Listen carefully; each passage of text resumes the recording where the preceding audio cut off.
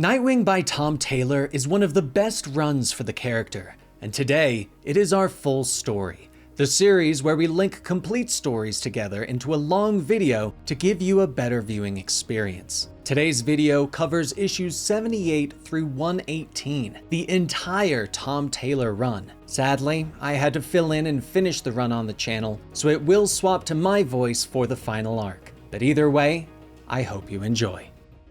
Gotham Heights Park. A long time ago, there were a group of boys bullying someone. There was a young girl who tried to stop them, but one of the boys was Shelton Lyle. Shelton was a very privileged kid, perfect teeth, wealthy family, but it wasn't just the attention of the girls that the boys got. It also struck a chord with the young Dick Grayson. By this time, Dick had already lost his parents to Tony Zuko, so there really wasn't anything that could hurt him. Shelton commented that he saw the last act of the Flying Graysons at the circus and said that it was the greatest show that he had ever seen. But that didn't faze him. Dick stood his ground, telling Shelton to leave these kids alone. Shelton took a swing, but Dick, being rather nimble for his size, used it and easily headbutted Shelton without so much as taking his hand out of his pockets. Of course, this led to a brawl, which now also brought the attention of the police. Shelton asks if they know how much trouble they're going to be in. His dad owns the cops! And the little girl asks, "Do you really think that they'd listen to you over me? What do you think, Dad?" And behind the little girl is Jim Gordon. Jim brought Dick home, and little Barbara was amazed that he lived in a castle. Thought that the lack of dragons and a moat was a little disappointing though. As Dick went inside of Wayne Manor, Jim explained to Alfred what had happened, and Dick started to quietly wash the dishes, with Alfred stopping him. "Why are you doing my job?" Dick says that even if it was, he still wants to help. Alfred then begins to dry the dishes, stating that he heard that there was a fight, and that he fought 3 other students. Dick says that there was a kid, and the others were hurting him. "I'm sorry." Alfred laughs, telling him that Master Bruce may feel the need to wear a costume to be a hero. "But I am glad that Dick Grayson stood up when someone else was in need. It takes a different hero to help out without a mask." Now we go to the current times, 2021, and a group of college students run after a small dog, throwing rocks and kicking it. Gotham has a madness in it, but this is Bludhaven. These people are just cruel. After kicking the puppy one last time, Nightwing steps through the fog, stating, "Usually I'd open up with something disarming and witty, but I'm not usually this disgusted." One of the men from the group yells that they were just having some fun, and Nightwing asks, "Your idea of fun is torturing small animals? You really need to broaden your horizons." The student reaches into his jacket, pulling out a gun, stating, "Well, I guess the fun is over," and he points it at the dog. Nightwing bats the gun away with his baton, and he starts to take down the group, stating, "I am not going to let you shoot a puppy in the head." And in his experience, the next thing is the dog waking up without its memories, driving a cab. With or without amnesia, a dog shouldn't be behind the wheel of a car. As the college students run away, Nightwing takes off his glove and he holds it out to the puppy, telling it that he isn't going to hurt it. The dog growls and bites his hand. Nightwing picks her up and pets her. "That's okay. Let's just get you to the vet so that I can go to the doctor." But meanwhile, elsewhere, Blockbuster holds a secret meeting with the mayor of Bludhaven. As Blockbuster waits, the mayor says that he does have office hours and an office. Meeting at night under a bridge feels like a way to attract trolls. Commissioner McLean opens up a briefcase of paperwork, and Blockbuster says that a number of his businesses have already been stagnating.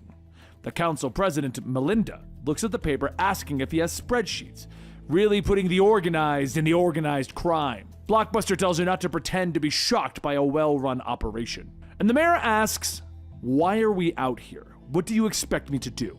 Blockbuster tells him that he's expecting him to do as he was told.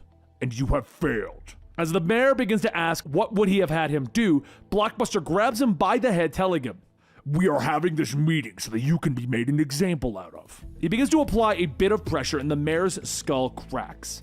He then begins to clean the blood from his hand, stating that the mayor's body will be found. "As council president, you will be next in line. Your job will be to serve the city, and I am the city. Do we have an understanding?" Melinda tells him of course, and Blockbuster goes on, stating, "I spoke to your father. He's a killer, but he is not a liar. I understand that you are estranged, but Tony spoke highly of you. Congratulations, Mayor Zuko." Back with Nightwing, he heads home after a visit to the vet, and then to the doctor when he notices something strange. He owns the apartment block where he lives, paid for when he had Wayne money, but he's quickly running out of funds. But something's wrong. There's someone in his apartment. Without giving him a chance, Nightwing suits up, jumping through his own window, but is quickly thrown against the wall. As Nightwing lays upside down against it, he looks up, and Barbara says, "Surprise!" And if you're going to operate as a superhero out of an apartment, you need better security. You might have some cutting-edge stuff, but anyone with years of experience trespassing and advanced defense-disabling technology wouldn't have a problem. There is something I need to tell you, though, Dick. Before she could continue, she hears a bark and asks, "What's that?" And as Nightwing brings the dog in, Barbara screams, stating, "Oh my God, it's so adorable! Welcome to your forever home, little girl."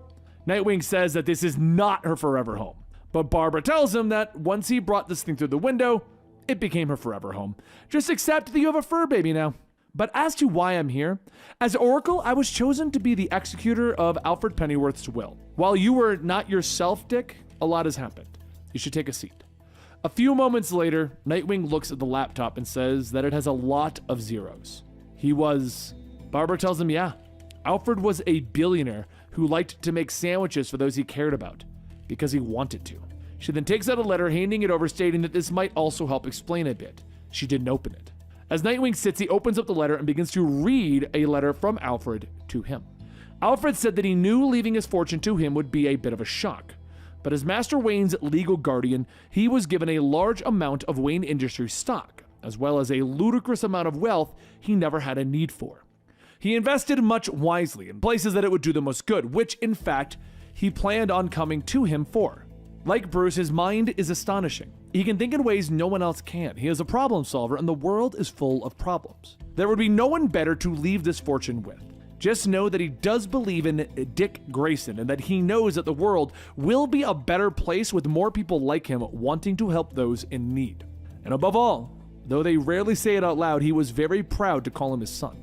Meanwhile, in Upper Bludhaven, Melinda comes home and her bodyguard asks how did it go. She begins to wash her hands from the blood transferred from Blockbuster's handshake, stating that she is now the mayor. And the bodyguard asks if she's ready for this, and Melinda says she is. She is not, however, ready for him. The bodyguard says that she can't wait long. She may not get another chance. And Melinda looks at the poster of the Flying Graces, and Nightwing specifically circled, and she says that he knows soon. Nightwing has spent his entire life working without a safety net, because he always had someone to catch him if he fell. First it was his parents, then his father, then his other father, then his friends, and then his brothers. Everyone needs someone to catch them when they fall, someone who makes them feel safe. But while Nightwing's new dog passes out from eating too much food, he looks at her empty bowl and says that he kinda wonders what it tastes like. Babs says that she's going to guess he hasn't eaten yet, so Nightwing tells her, "Nope, come on, I know a nice place nearby." So a short while later, they're at a 24-hour pizza place. Nightwing orders 2 slices, and Babs asks, "Really? You're a billionaire now." And Nightwing then decides to order 4 slices. But as they get their pizza, Nightwing says that there's a statue that he wants to show her.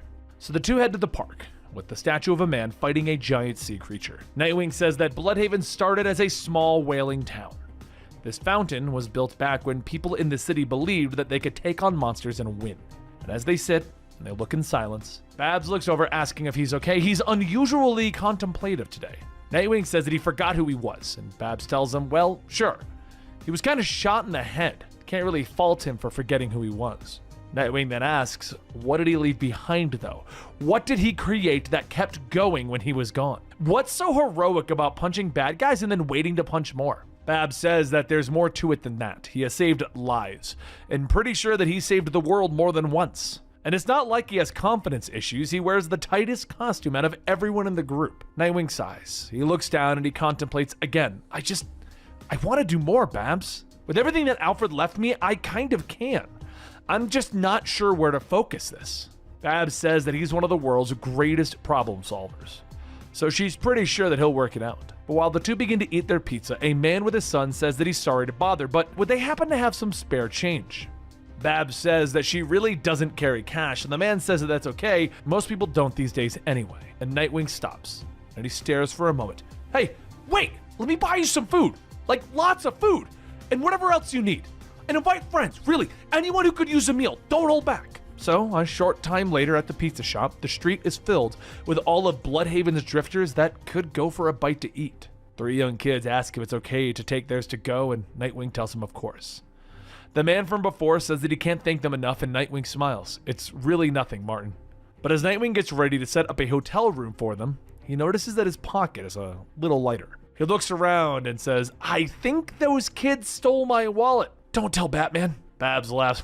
Too late, it's already in the group chat. Nightwing stares as his phone begins to ping rapidly. And as they leave, Babs says, "You might want to put that on silent. Cass has no self-control when it comes to emojis." But while Nightwing heads out to go back and get his wallet, Martin and his son begin to walk home when someone tells them that looks like some good pizza. Martin asks the person if they'd like a slice, and the figure tells them that it's more of a stab than a slice that he's after. Tell the kid to run. As an arm with a strange-looking gun creeps out of the shadow, Martin tells his son, Elliot, go back to the pizza shop and stay there. Everything's going to be okay. Once Elliot is gone, the person tells him, no, it's not going to be okay. Martin tells the person, please, I don't have anything, but the figure says, you have exactly what I'm looking for. As the trigger is pulled, a small mechanical arm shoots into Martin's chest and then quickly retracts. Martin looks at the fist-sized hole in his chest and the figure tells him, you had a heart. Elsewhere, Babs guides Nightwing towards the tracker that was in his wallet when she tells him to stop there and look around. He stands on top of the building looking into the crowd when he notices Salvatore Maroni meeting with a woman. Unknown to Nightwing, the woman that Maroni is meeting is actually Melinda Zuko, the soon-to-be new mayor of Bludhaven. But while the two discuss their business, Nightwing sees the 3 kids from before walking by, spotting a wallet on the table, and one of them quickly pockets it. As Maroni's men catches them, they pull out their guns and they begin to run, but Nightwing rushes down, knocking them out. As he's going down, Nightwing tells Babs, you know, we could have avoided all of this if we just stayed in and tried the kibble. Babs tells him, nah, this is far better. You can't beat the combination of pizza and taking out overconfident goons. Also, the wallet stopped 3 blocks back under the Nugent Bridge. Go after the kids, I'll call the police. As Nightwing jumps down onto a passing truck, he tells her that there's no point. They're Maroni's people, they won't even be charged. Babs tells him that those men were about to kill children. She's still calling. But while she does that, Nightwing hurries over to where the signal last pinged to find a tent city for the homeless people. But by the looks of it, a tent city where no one is over 16. As all of the children look at Nightwing, one of them asks if he is the man without a heart. Please don't hurt anyone here. Nightwing tells her, no, I'd never. Sorry. Just keep whatever it is you took. You need it more than me. A short while later at Nightwing's apartment, Babs says that he was right. The police did nothing. She has no idea how he can put up with this place. She then asks if he even got his wallet. He tells her no, but he knows what he wants to do with his money. And that is to be a safety net for this city. He wants to catch who's ever fallen in Bludhaven. As the dog sits by the door, wagging its tail, there's a knock at the door, and someone says, Mr. Grayson, police, we'd like to have a word. Nightwing hurries over, opening it up. Sorry, I was asleep. And the detectives tell him that it's 5 in the afternoon. Did he have a late night? Nightwing pauses. What is this about? The other detective says that he reported his wallet stolen last night, canceled all of his cards. Well, before reporting his cards stolen, a hotel was booked for Martin Holt. Nightwing says, yeah, that was me. Martin didn't steal my wallet. Hopefully you didn't have any trouble at the hotel. The detective says, well, yeah, but Martin never checked in. He was found murdered this morning. This causes a bit of shock for Nightwing. What? What about his son, Elliot? Is he okay? The detective says that they don't have any information about a son. Interesting that he does. Just down the street, Barbara answers her phone asking, what, missed me already? And Nightwing tells her that it's something like that. Could she come back? Pretty sure he's being accused of murder and she's his alibi. After getting dressed, he puts on some coffee and the detectives state that Mr. Holt was found dead this morning. His heart was removed. You don't know how, do you? He sits up asking, why would I know? The detectives tell him because he paid for the hotel for Mr. Holt. They don't want to theorize about why, but they're thinking that he didn't like a proposition and something went wrong and he cut out his heart. Just like he'd been taking the hearts of homeless people all over the city. That's when there's another knock at the door and Barbara walks in asking how's it going. Nightwing tells her, you know, I'm being accused of murder. How about you? She takes a seat and says, "Hello, my name is Barbara Gordon. I was with Dick Grayson all night. I have a GPS on my phone and I'll be happy to show you our movements for the last 24 hours. The detective tells her that they understand. But what is her relationship to this man? The two look at each other. Nightwing tells her, "I've been wondering that myself." She tells them that that's not relevant. And the detective tells her that they will decide what's relevant or not. This is a murder investigation. Barbara says, "Really? Because I have a law degree. Now, we're both eager to help with your investigation, but if you're accusing Mr. Grayson when he has an alibi and there's absolutely no direct evidence linking him, that would be embarrassingly incompetent." With nothing else, the detectives leave, and Nightwing says that they've got to find Elliot. But what's more, though, is that the killer cut out Martin's heart. Yesterday, when he chased the kids into the tent city, they asked if he was the man without a heart. Barbara says that she'll start going through the police records to try and find out anything useful. So Nightwing suits up and says that if his hunch is correct, they're going to need more specific help. Later, as he's heading up to the rooftop, Tim Drake says that Batman wanted to give him something and hands him a wallet with a chain on it. Nightwing looks at Tim. "I'm not going to live this down, am I?" And Tim tells him, of course not. They go inside of the apartment and Tim asks, "Did you get a puppy?" And Barbara tells him that Dick said that she was going to the pound. And Tim laughs, "Yeah, likely story. So, are you supposed to take the dog on the missions?" Nightwing tells him, "Yeah." And Tim asks why. "Well, people are more approachable with a lovable dog, but also, she needs a walk." So later, Nightwing gets into position above the tent city while Tim blends in below walking the puppy. After an hour, Tim radios back that he managed to find Elliot, but Elliot seems content staying there with the others, says he feels safe. He did mention that his father was killed by a man without a heart, though, and he isn't the only one. Too many kids in there have the same story. Nightwing tells him, "All right, hurry up. We have trouble walking in. Brutal and an executioner just showed up." One of the kids asks what do they want, and Brutal says that the people here have been stealing and that's a crime. A cut of every crime in the city goes to Blockbuster, no matter how pathetic. We bend the rules for homeless kids, and Blockbuster will look weak. And Blockbuster doesn't ever look weak. Just then a baton bounces off Brutal's head, and Nightwing asks, "Is this really where you wanted to be in life? Henchmen shaking down children. That's gotta be a career low." Executioner fires off an electric blast, but Tim jumps in, kicking and knocking him down. Nightwing then puts his batons together, screwing them in, and tosses it to Tim, telling him to catch. Together, the two take on Brutal and Electrocutioner on their own, but a stray knife from Brutal shorts out Electrocutioner's power. Nightwing tells them to go back and inform Blockbuster that this area is under his protection. And as the two look around, they see the tents on fire and the children screaming for help. Tim looks back, asking the thugs if they're the ones who did this, and Electrocutioner says, "No, you can't get money from dead people." Tim radios back that something is off. He can smell the accelerant from here. This fire was deliberately lit. Nightwing tells him that he knows. It was them. Heartless.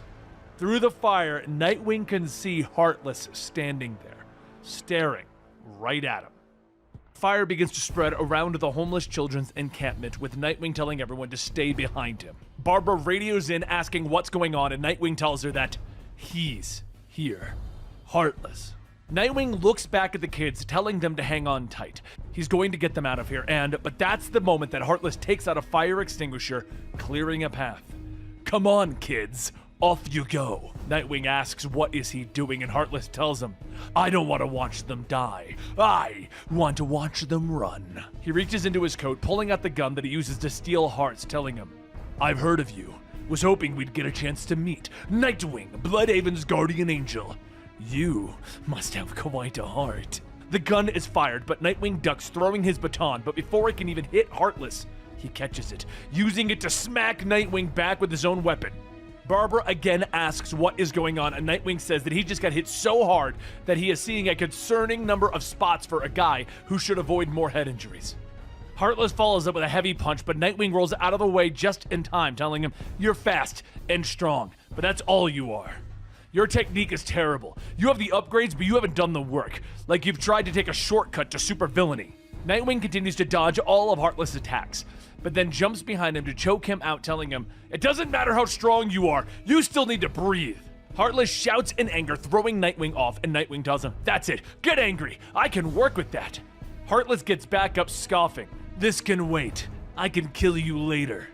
And you expect what? That we're just gonna walk away? Heartless tells him, of course you will, because I know your pathetic weakness. You care. Heartless pulls out a small switch, telling him, all those kids running? They're running towards the pier, which is where I wanted them to go. I wanted to see their fear. I wanted to see their faces. But it's okay. I can have a pretty vivid imagination. Nightwing quickly repels out, radioing to Tim. It's a trap! Get the kids off the pier! But before Tim has a chance to respond, Heartless activates the bombs, blowing up the only walkway back to land. The fire quickly spreads and Tim tells them all that he's going to need a better option than forcing a bunch of kids into the sea. You got any ideas, Dick? Nightwing continues to make his way over to them, telling Barbara to patch him into the Maritime Distress Channel. If they need help, they should try asking for it. Once the line is connected, Nightwing calls out, Mayday, Mayday, there are hundreds of children in need of rescue at the end of Bludhaven Pier 12. I repeat. For a few moments, there's nothing. Then all of the ships across the harbor begin to report in that they are on their way. The message has been heard. Nightwing stops for a moment. Not everything in the city is broken. Barbara, alert the local hospital, but before he could finish his statement, he passes out. A short while later, Nightwing awakens in his apartment, asking what happened, and Barbara examines him, telling him that he lost consciousness. He is still recovering from being shot in the head and being hit by an enhanced supervillain. Nightwing sits up. Yeah, that would do it. Tim tells him that Bitewing was worried too, and Nightwing's dog begins to wag her tail and bark. Bitewing? It's actually great, but her name is Haley. Tim asks if he's really going to tell the people in this room that they can't have two names. And Barbara says, I have three! But while you were out, I did some digging. The woman that we saw Boss Maroney with the other day, I found out who she is. As Barbara holds up her laptop, Nightwing looks at the picture and a headline stating Mayor Zuko. And Nightwing asks, wait, what? Barbara says she did more research. She's Tony Zuko's daughter from his first marriage, but Tony didn't stick around past her 8th birthday to raise her. Nightwing sighs. Well, that's a positive. And Tim tells him that she was raised by the Maroney family instead, and Nightwing says, right, that's so much worse! I really wanted to help clean up the city with the officials, but this is going to make it a lot harder. I'll pay Melinda Zuko a visit and see what I could find out. But Barbara tells him, absolutely not. You need rest. Your injuries aren't something that you can just brush off. So, Nightwing rests, long enough for Barbara and Tim to leave. There's no way that he was going to sleep in when the criminal daughter of the men who killed his parents is now the mayor of his city. He sneaks over to Melinda's apartment, breaking in, and when he does, Melinda's bodyguard waits for him around the corner. As she swings, Nightwing ducks, rolls, kicking the sword away, but still manages to be thrown off balance enough to be knocked down the stairs. Melinda comes out of the next room with a bat, stating, it's okay, Audrey, I've got this, and all Nightwing could hear after that was a loud thud. So a short while later, Nightwing shakes his head, waking up again. He could already feel that his arms and legs are tied up, and wait, there's more. His mask is gone. As Nightwing looks up, Melinda holds up the mask. Dick Grayson? In a fit of anger, Nightwing rips the ropes, telling her, you know me? Well, I know you too. You worked for the Maroney crime family and you're the daughter of Tony Zuko. Melinda says, no, she's not. She thought she was for a long time, but when she learned the truth, her real father is John Grayson. I'm your sister. As the dimly lit room falls silent with that news, Nightwing stands still for a moment, processing what he was just told. I've studied my family tree. I'd know if my father had other children. Melinda begins to question him, but he quickly pulls out his mask, and he says, hold on a second. In his earpiece, Barbara is shouting, asking if everything's okay, and Nightwing tells her, yeah, call off whatever rescue is about to take place. She tells him that they attacked him, and Nightwing says that these people defended themselves from a masked man who broke into their home. As the call goes out, everyone turns back, and Nightwing lets out a sigh of relief, with Melinda asking if everything's okay. He tells her, yeah, he almost had a building full of very overprotective superheroes. Anyway, let's talk. A few moments later, in a quick change, Nightwing asks who is he meeting, and Melinda walks into the next room stating that this is her mother. Nightwing steps in and the older woman turns and looks at him, quietly gasping. Oh my god, it's like looking back in time. You look so much like John. You have the same kindness in your eyes, and there's Mary shining in that beautiful Romani smile. She looks over at Melinda asking what has she told him, and Melinda says only who she was. She thought that the rest best come from her. So she explains that her name is Malie Lin, and this all began a long time ago when she was 23 and paid for when she came to this country. Toni Zuko was violent and possessive, and she had no interest in being possessed. So one night, Toni took her to a circus, and that was where she took her opportunity to escape. She ran away, blending in with the crowd, and when Toni went looking, he found John. Toni was, well, quick to point his gun, asking where she went, but of course, John wasn't having it. There was a scuffle, and both Mary and John were about to take Toni down when they were stopped by the ringleader. When asked what he was doing, Toni said that he was looking for his wife, to which the ringleader said, "No one has come by except the performers," and with that, he kindly asked Toni to leave. Once Toni left, the ringleader asked if she is in his trailer, and John told him of course. So after that, she joined the circus, traveling with John and the others. But please understand, this was before his parents were together. John and her weren't involved very long, but long enough. Toni eventually found out and came back to take her back, and he and his thugs hurt John pretty bad. It was after that that she gave birth to Melinda. Tony's ego wouldn't allow him to voice what he suspected, but he always knew the truth, and he got angrier. The next time that she escaped, Toni didn't try to stop her. He was going to bring Melinda to the circus to see John, but then she found him. They all looked so happy performing together. John, his new wife, and Dick. And after everything that they had done for her before, they didn't deserve this. They didn't deserve an illegitimate child, a woman fleeing again, so she left. She had always planned to come back one day, but before she found the courage, Toni killed them. She was always so sorry for what happened, for what that cowardly, abusive man Toni Zuko did to them and to him. But you have a good life now, right? You're loved? Nightwing tells her yes. Mei Lee nods, stating, good. She's glad that him and Melinda finally have a chance to meet. And did he hear? She's now the mayor. Nightwing says that he knows. It was wonderful to meet them, and as much as he wanted to, Nightwing held back, wanting to say sorry that her daughter was also a criminal. As the two leave, he asks, your mother doesn't know the truth, does she? About who you really are? Melinda says that he doesn't know who she is. And just then, there's a knock at the door, and as Audrey looks out, she sees dozens of armed police in a large, looming shadow. As the lights shine through the room, Melinda asks what's happening, and Audrey says that it's him. It's Blockbuster. Seconds later, Commissioner McLean calls out over his speaker, "This is the Bludhaven PD, come out with your hands up!" Blockbuster says, 2 minutes, and I'm going in, Commissioner. Back at the other side of the door, Melinda says before whatever this is happens, he needs to know the truth. Nightwing tells her, I do know the truth. I've seen your FBI file. Melinda tells him that what he probably saw was a file with more redaction than words. Fine, tell me you don't work for Boss Maroney and Blockbuster. She says that she doesn't, but both men certainly think that she does. Her file will tell him that she grew up with the Maroneys, but what it won't tell him is that she brought down 2 crime bosses from the inside. Now she's worked very hard to get to where she's at, and she plans to do the exact same thing for Bludhaven. Nightwing is stunned. Wait, really? You have difficulty believing that someone could have a double life, Dick? I thought about what kind of person you might be for years. And do you know that my brother is Bludhaven's guardian superhero? We can help each other. We can bring these people down. Actually, we can do even more. Nightwing says, I was about to do something and well, I want to tell you. I want to believe you.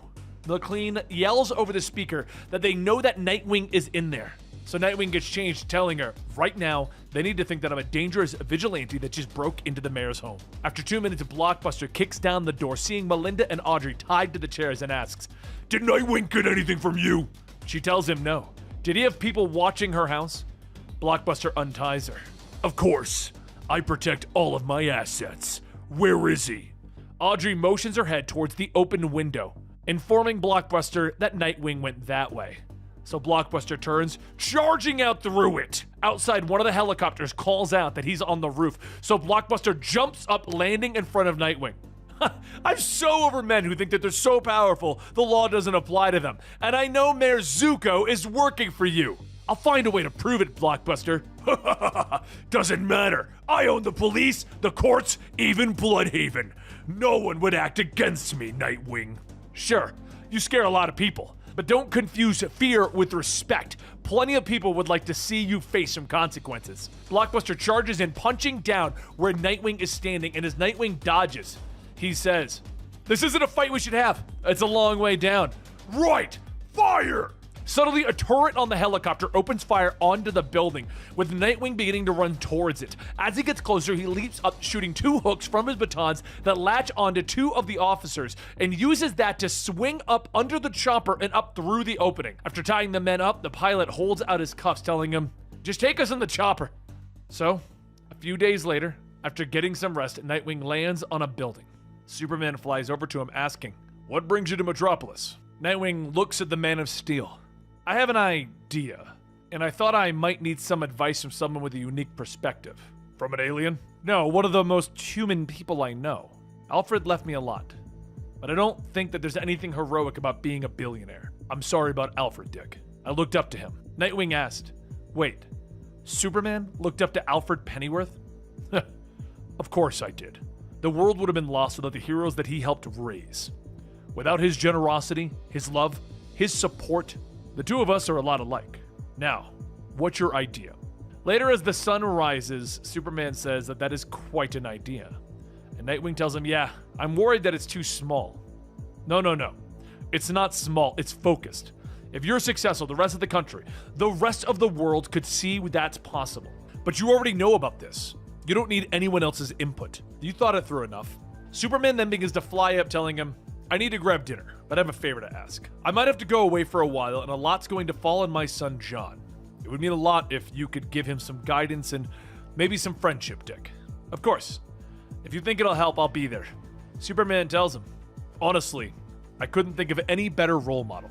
Thank you." So a few days later, Nightwing is looking out of his apartment, stating that there's a lot of press outside and it would be easier with a mask. Barbara tells him that he's talked about it for days. He knows what he's doing. Does he know what he's going to name it? Nightwing tells her he does, but before he goes, he wants to say thanks for her friendship. If it wasn't for her, he wouldn't be able to. But Barbara grabs and kisses him to stop him and says, "Go get him, Boy Wonder." After taking a deep breath, Nightwing steps out, speaking into the microphone. "My name is Dick Grayson, and I've just become a billionaire. But I don't believe any one person should have so much when others have so little. So I'm giving it all away. I've decided to use it to establish one of the world's largest self-sustaining foundations. I'm going to be helping targeted areas elsewhere in the world, and the bulk of this wealth will go directly into Bludhaven. This will be the first phase. I want to help. So today, I'm announcing the Alfred Pennyworth Foundation." As he finishes his speech, he heads back inside, and everyone texts him about what a great job he's done. Even Batman calls to let him know that he honored Alfred today. Meanwhile, elsewhere, 2 men are watching the news, and the first says, "Dick Grayson," and the second asks, "Do you know him?" The Shadow Man says yes, his first. He owes him so much. Grayson made him into what he is today. The plans that he has for Bludhaven don't really line up with him, though. Heartless sits in his chair holding a jar with a heart in it, stating, "I'll have to take his heart before he gives it to the city." With Dick Grayson coming out publicly about his money and wanting to change Bludhaven, he has gotten the attention of a lot of people as Dick Grayson. Some of those people are not happy with his imaginative goals, though. While on his way to a meeting about public housing, Babs gives him a call telling him that he needs to get off the streets. Someone has put a price on his head. Dick says that it wouldn't be the first time that someone has put a bounty on Nightwing. He annoys a lot of people, but that's the beauty about having a secret identity. Bab tells him, "No, the hit isn't on Nightwing, it's on Dick Grayson." No sooner than Bab tells him that, but a group of assassins pull up on the side of the road and begin to open fire. Dick stating, "Okay, people are trying to kill me in broad daylight. What's the price?" Babs tells him that is 10 million, and Dick says, "That's a lot for wanting me dead. Kinda hard to not take it personally." He ducks into an alleyway to change into his Nightwing costume, and Nightwing says that he needs to get home, but Barbara says that is the last place that he needs to be. It's just not safe there. Nightwing tells her that it doesn't matter. His alarm is already going off, and she's there. Barbara switches mindsets, telling him to get home now. As Nightwing jumps into his apartment building, fighting through the hired gunman, he gets to his apartment, and he can already hear Haley barking from downstairs as one of the men jumps into the back of the van carrying the pup.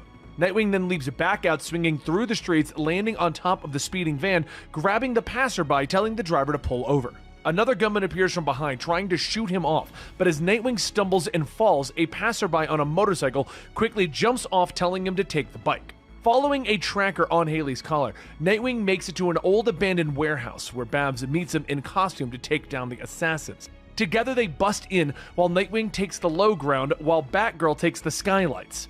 Within seconds, the two dispatch the men and they make their way to the office where the leader of the group is holding a gun to Haley, telling them to stay back. Nightwing grabs his baton, stating that this is cartoonishly evil, and he throws it, knocking the man out, causing him to throw Haley out the window. He rushes out, jumping through the window after her, catching her, and as Batgirl follows, the three swing off into the night as Batgirl says, "Good girl," and Haley barks as her face flaps in the wind. The next morning, Dick Grayson is off to another press meeting, but this time at the Bludhaven docks, which is another chance for the unsavory to make an attempt on his life. Dick Grayson tells everyone that he wants to thank the city and the mayor for having him here today. Until recently, tents full of unhoused people were occupying where they stand, while the Alfred Pennyworth Foundation works with local groups to house every young person who has ever lived here. For this to work, they can't take away the home that they've already made. So instead of removing it, they're going to improve upon it. This will remain the hub for their community, for their friends, for the people who make them feel safe. And today they're going to break ground on Haven. Just as the first shovel hits the ground, there's a loud bang out of a rifle. Across the way, Starfire bends the barrel of Gun Bunny's rifle, stating that she is in a lot of trouble. Over the radio, someone asks if it's done. Report! Gun Bunny? As Gun Bunny tries to run, Donna pulls the earpiece out, telling the person that she is sorry, but Gun Bunny can't come to the concealed earpiece right now. As the two report back to Babs that they got the person attempting to assassinate Dick Grayson, Babs tells them that she knows Gun Bunny, and Gun Bunny doesn't work alone. Gun Hawk is somewhere.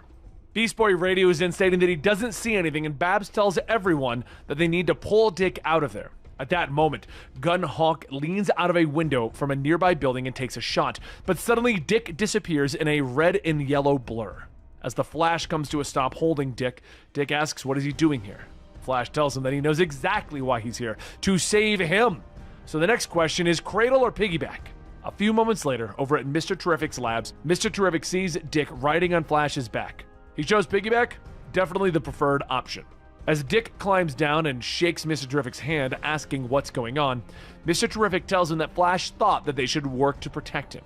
Flash then says to come follow him so they can try out his new suit.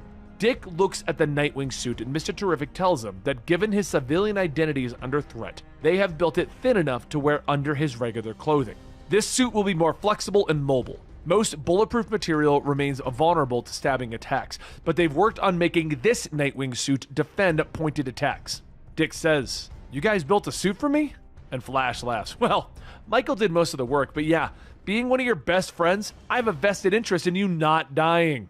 Back at the docks, more gunmen arrive looking for Dick Grayson, shouting to the crowd asking where did he go. And Melinda yells that they're making a huge mistake. There will be consequences. As one of the gunmen turns to her, a voice calls out, and Nightwing swings in, kicking the man, yelling, "Consequences have arrived!" Starfire and the others charge in, and Nightwing asks, what are they all doing here? With Beast Boy stating, "Of course, dude. We had this long conversation with your dog and decided that we're gonna back you up on this." Bitewing is very persuasive. But while Nightwing and the Titans are cleaning up the rest of the gunmen across town, Blockbuster slams his fist on a table, yelling, "Someone! Anyone! Report!" Suddenly, there's a flash of light, and as Raven teleports the others in, Beast Boy says, "I'm pretty sure we got them all here." Blockbuster then shouts that they are trespassing on his property. That means that he has every right to, and Starfire walks up asking him, "Do what?" "You've confused being large and cruel with being powerful. Would you like to test your theory?" Beast Boy says, "Oh, you should definitely test it. It's going to be hilarious." Donna then says that from this point on, Dick Grayson is under the protection of the Titans. As Raven teleports everyone back out, Blockbuster radios to Gunhawk asking what is happening. Over in that apartment, Gunhawk is thrown against the wall, asking, "What the hell, man?" And Heartless says that he was about to take Dick Grayson's heart. "It belongs to me." Gunhawk gets up, stating that he has 10 million reasons for stopping that heart from beating. He doesn't care what weird, but Heartless slams him into the wall again, asking, "Who hired you?" And after a few moments of struggling, Gunhawk tells him, "Blockbuster! It was Blockbuster!" "Of course it was. I'm going to have to get a bigger jar to hold what I take from him." Which leads me to my next question. Is there someone who will miss you? Someone who relies on you? Gunhawk tells him, "Yeah, there is. Bunny. We're everything to each other." Heartless tells him, "Perfect." And he takes Gunhawk's heart. Long ago, Batman and Nightwing went out following the path of a destructive, superpowered person. They followed him to a cave, and Batman says to be cautious. They don't know. At that moment, 2 laser beams shoot out, nearly cutting the 2 of them, and they pull back with Batman asking, "What happened?" Nightwing asks, "What happened?" He's hiding in a cave and a giant bat showed up. After taking off his mask, Nightwing walks into the cave. "Look, I'm sorry about that. There's nothing to be scared of. My name is Dick and I'm friends with your dad. It's good to meet you, John." Superboy sits there, his eyes still glowing, and Batman radios in, "We found him." Before Batman can even get his hand off the earpiece, Superman is already there, holding his son close. John says that he flew. He knows that he shouldn't do it at night, but he did, and he got lost. And he kept getting lost. Nightwing reaches into one of Batman's pouches on his belt, asking John, "Guess what Batman keeps in here?" "Lollipops." Now, some sensible person pointed out that he keeps them dangerously close to the smoke bombs that are in similar shape and size. But he's pretty stubborn. "Want to see me juggle?" John wipes his face. "Sure." And now we go to the current times. The grown-up John looks for the same comfort that he received back then by placing a crystal into a terminal, and Superman appears asking, "What's wrong, son?" John tells him, "There's a creature coming from Metropolis. I turned it around, but people died. It's one of the hardest things about what we do. We choose to help, but we can't help everyone, son. We can't save everyone. We can only do our best." John tells his father that he feels responsible, but Superman tells him, "It's not your fault. You have to not think about the ones that are lost, but think about the ones that you saved." John sulks. "Lies aren't numbers, Dad." Superman sighs. "No, they're not. I'm sorry. This isn't what I was hoping for when I called you, Dad. I can't have the real thing. I would prefer some solitude." Later, over in Bludhaven, Babs sits up in bed telling Dick to wake up. There's a robot petting his dog. Without a second thought, Dick grabs a baton, chucking it. But Keelix catches it, telling him, "You dropped this, fast, in my direction." Dick grabs the baton, asking, "What are you doing here?" "Kal-El said to seek you out in case his son needed you." So the next morning in Metropolis, the former Titan Risk jumps and dodges a group of villains, stating that now that they are clear of the civilians, he can hit back. But then he's blasted by a laser and Risk laughs. "Ha! You guys know I'm invulnerable, right?" And the attackers tell him, "We know." They slam into Risk, dragging him over into the water, holding him below, telling him, "Even if you're invulnerable, you need to breathe. The rising has begun." So later aboard the floating headquarters of the Truth, Dick goes to meet with the Truth's leader, Gossamer, who's actually Superman's boyfriend, Jake Nakamura, in disguise, with Superman pretending to be Gossamer's assistant, and he's really bad at hiding himself in a mask. Dick shakes Gossamer's hand, stating that he's doing important work, and Gossamer says that what Dick is doing in Bludhaven is inspiring. So Dick then says that he's more than happy to continue to fund what they're doing, but truth requires trust, and it's hard to trust information when it comes from a masked man. The assistant, aka Superboy, says that there's no way that he can take it off. It's not about him. Someone close to him is in danger, and they would be under more threats if Gossamer were to reveal himself. Dick tells them that he understands, but he has had a lot of people out to get him recently. Still, at that moment, Aerie and Wink fly down, and Gossamer asks, "What is it?" Aerie says that there is a dead body that has been found in Metropolis Harbor. A superhero's body. Dick turns and says that obviously they need to get to work. We can meet up again when things have calmed down. But once he's away from everyone, he whispers, "I know I'm being heard. Meet me at the crime scene." Later, as John is hovering, asking Nightwing how did he know that he was John, Nightwing says, I'm a pretty good detective, and I've spent a lot of time around people in masks. Masks are effective, but you can't rely on them alone to hide your identity. You also need to work on another voice when you're wearing one. It might sound ridiculous, but it's an important part of all of this. The two look down at the ground where Risk was dragged, and John asks if he knew him. And Dick says not well. Risk was a Titan once, one of them. Risk was invulnerable and strong. Whoever did this had to be stronger. Judging by there not being any footprints, they're possibly dealing with another superpowered person. Oracle then radios in, stating that she just found that Risk wasn't the only person killed last night. An empath was killed in Brazil, and a telekinetic person was thrown out of the sky in Spain. John looks down and scans, seeing a faint trail of energy left behind by the attackers, and he begins to follow it. Nightwing asks if he found anything, and if he did, where does it lead? And John says where almost everything bad leads to in Metropolis. Nightwing looks over in the distance and sees LexCorp. John tells him, "Lex Luthor." Now we go back in time a little bit, to 3 days ago, when the former Titan Risk was killed in Metropolis. You see, he was experienced, invulnerable, and strong, but whatever he was up against was stronger. On that same night, 2 more superheroes were found murdered. And since then, Oracle has ordered all superheroes to not work alone. However, one superhero in particular kept working alone. As a group of men load a truck full of illegal firearms, one is struck in the head with a baton and then struck down by Nightwing. He begins taking the men down, stating, "It's an awfully nice night. Why would you guys spend it trafficking illegal weapons?" But his actions in Metropolis have caught the attention of those responsible for killing heroes, as he's now the only superhero working alone. 3 people begin to float above him, and one tells him that he can't run, but Nightwing smiles. "Actually, I can't. Half this job is cardio." Nightwing then fires his grappling hook up onto a nearby building to get eye level with the foes, but the first one tells him, "You can't escape. The Rising is here." Nightwing asks, "Is that what you're calling it? Aren't you guys being a little overconfident just blurting it out there like that?" The man grabs Nightwing by the neck, throwing him off of the building, but as they watch them plummet, he seems oddly comfortable, and then they see someone flying up towards them. John Kent rockets up, punching the villain's back, telling the group, "I would like to ask you a few questions." Meanwhile, on Gamora, the one known as President Bendix watches the situation, asking why Superman is there. He's supposed to be out of the country. One of the men says that they watched him fly away. He shouldn't be here. And John tells them, "Sure, but the world is round. I just kept flying and ended up back here. Nightwing thought you were spying on him." The man asks, "Well, shouldn't you be saving Nightwing?"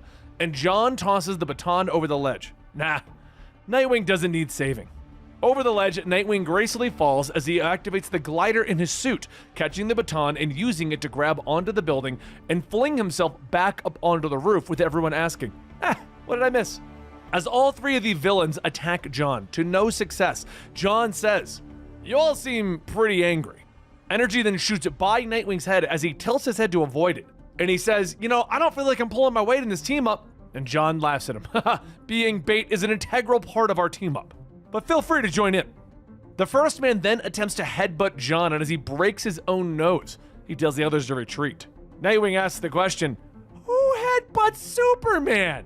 The other 2 end up flying back towards the LexCorp building, and as John scans it, he notices a massive, complex tunnel system beneath the building. As John asks, how does Luthor even get contractors for a job like that, Nightwing then asks, "Why don't we ask that guy? He tried to headbutt Superman. Clearly he's not the brightest." So back at Gamora, Bendix yells to the operators to terminate him, activate speech control, and start the countdown, maximum blast. Suddenly the man's tone changes, and Bendix tells John through the man's voice that John is not Superman. He is a child in his father's clothing. And while looking back at the man who's now being controlled by this mystery Bendix person, John sees a small implant beeping. The man suddenly reverts back to himself, asking, "Superman?" And before John could do anything, his head explodes. John stares for a moment, and Nightwing steps out from behind him, asking if he's okay. After seeing John's defeated face, Nightwing reaches out, and he hugs him. Later that night at John's house, Nightwing walks into John's room, stating that it was a rough night. He isn't going to tell him what he doesn't want to hear, but he's been in that same headspace before. There's no point in telling him to stop feeling guilty, but he will sit here and drink tea with him, so he doesn't have to be alone. Or he could juggle for him again, like that day in the cave. John laughs and says that was effective when he was 9, but does he think that his dad would have found a way to save him? Would the real Superman have saved that man from the explosive? Nightwing says that he had to step into Bruce's shoes before. He's been Batman. He knows how hard it is to be the replacement hero. John asks if he felt like he belonged, though, like he earned the title of Batman. Nightwing laughs. Hell no. Turns out, I do have a superpower, though. It's called Enhanced Imposter Syndrome. The trick is working out that you're not going to be the hero that you worship. You have to be your own. John hangs his head. You were my hero. Always thought you would swoop in and save me when I was lost or scared. As John goes on explaining his prison on Earth 3, the one where he aged, there's a sudden shout of his name and Nightwing jumps into action, grabbing the first thing to attack with, a stuffed mammoth plush. Stepping out of the wall asking, Dick Grayson? And Nightwing says, yes? Lois asks what is the matter, and John tells her that everything's okay, and Nightwing asks, is it? A guy walked through your wall, John! Lois kicks in the door with an overly sized energy gun, yelling, what's going on? Everyone stares at each other for a moment, and John says that it's okay. Jay, tell them who you are. Jay looks at Nightwing and says that he's the editor of The Truth. And Nightwing stops. Seriously? Jay taps on his tablet, stating that someone exploded in John's arms. Gamora released satellite footage claiming that the man was a hero, and that John was the one who killed him. Nightwing asks Lois if she's ready to stomp some lies, and she tells him of course. So Nightwing tells John that he doesn't need to worry about this, they've got his back. And remember, you're not alone anymore, John. As some of Bludhaven's elite sit in Blockbuster's building, Blockbuster tells everyone that in exactly 5 minutes, Dick Grayson will die. Maroni says that there's a lot of proficient killers that have failed before. What makes this time different? Blockbuster says because this time he has gone directly to La Agent Fumbre. McLean asks what is that? And Nightwing's half-sister Melina says that she is just a myth, but Blockbuster tells them that she is not a myth, just very expensive. But he is frustrated and has decided to pay a premium for their certainty. And La Agent Fumbre's agent doesn't care about collateral damage. Dick Grayson's entire apartment building is about to be taken out. Meanwhile, over at Nightwing's apartment, he's laying in bed with Haley when he suddenly gets a ping on his phone. Normally, he would keep more things silent because just the bat chat alone doesn't end. But for him to actually hear a notification, that message must be important. He looks at it, and it's from Melina, which says that the building is about to be hit. Get out. He quickly leaps out of bed and begins to run, but remembers that his apartment building isn't just him anymore. There are tenants who live here. As Nightwing smashes the fire alarm, shouting that there's a fire, one tenant comes out telling him that Mr. Maurice is on floor 3. He doesn't sleep with his hearing aid in. He hands Haley his dog to the lady, telling her to go ahead and get the kids out of here. He'll get Maurice. He runs back into his room, changing into his costume, kicking in Maurice's door, grabbing the hearing aid, but Maurice sits up shouting, "Who are you and why are you here stealing my hearing aid?" Nightwing stops, stares for a moment, and says, "No?" But Oracle radios in, stating that she just picked up a warning that something is entering the Bludhaven airspace and it's moving fast. It looks like a military drone heading straight for the building. Nightwing grabs Maurice, smashing out the window, getting ready to jump out, but as he does, he sees a missile shooting right towards him. As the missile zips right over, he leaps out, grappling onto the building, but some of the debris then flies back, hitting him in the head. And a few moments later, over in Keystone City in the West Home, Linda wakes up when she hears a notification on her phone going off. She looks at it, stating that it looks like there's an explosion in Bludhaven, and as she looks closer, she realizes that this is Dick Grayson's home.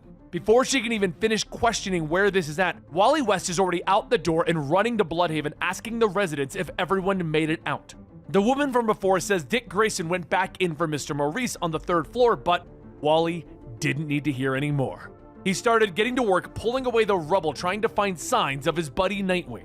He'll do whatever it takes to get to him. So much so that with his fast healing, he actually breaks his fingers several times over getting the rubble out.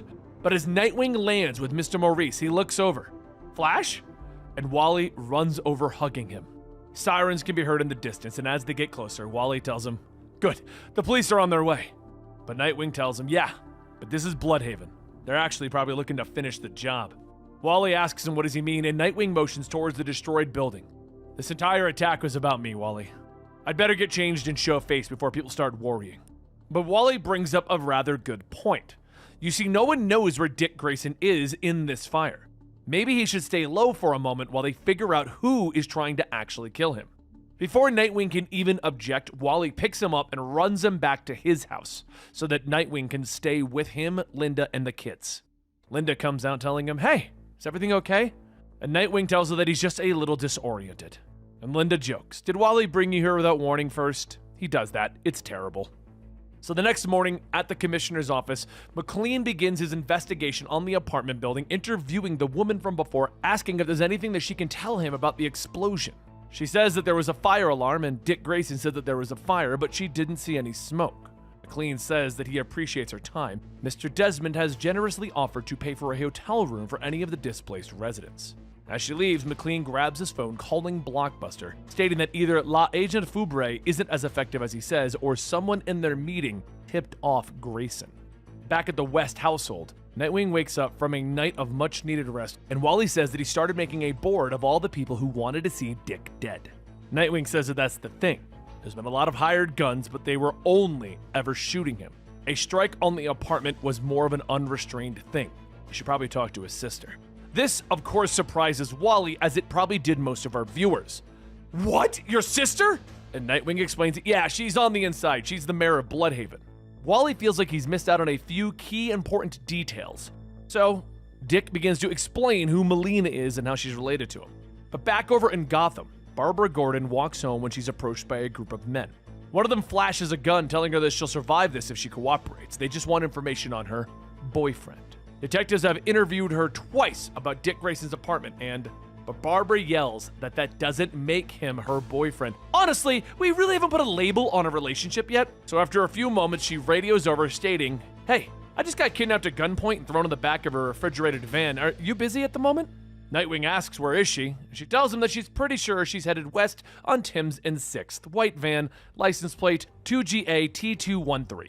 So it doesn't take very long before the van pulls up to a warehouse and the driver gets out looking at KG Beast, the man that shot Nightwing in the head many months ago, causing his amnesia. They explain that they have the package, so KG Beast gets ready to question her. But as they open up the door, it's Nightwing and Wally West that jump out. But Wally stops, asking, wait, isn't that the guy that shot you in the head? Nightwing tells him, yeah, it is. And Wally goes on, we have a long list of friends who want to get their hands on this guy. I'm glad I'm first. KG Beast and the gunman open fire, and Wally rushes out, cracking KG Beast in the head, telling him that he knows that this can't be heard because he's moving too fast, but he wants to say it anyway. This will be the last time that he ever points a gun at Nightwing. You tried to murder my best friend. You almost succeeded. So I'm gonna make sure to stop you each and every single time. I have all the time in the world. And once he disarms KG Beast, he moves over to the rest, tying them all up. But he missed one thing. KG Beast was holding onto a remote, and he presses the button, stating that he thought that this might happen. So there's a contingency plan in place. The remote is to a bomb somewhere in the city. You have 1 hour until it blows. You don't have time to deal with me and the... And Nightwing simply interrupts him. It's over in the Gotham library. How the hell did you know that? The van is full of bomb-making equipment, and the last place the van's GPS searched for was the library. Plus, you just admitted it. Flash, can you? Wally runs off, and Nightwing turns back to KG Beast. Now, who are you working for? KG Beast says that they both know that he won't talk, so Nightwing pulls off KG Beast's mask. Yeah, we'll see. What? You wanted to see my face when you get to the torture part of this?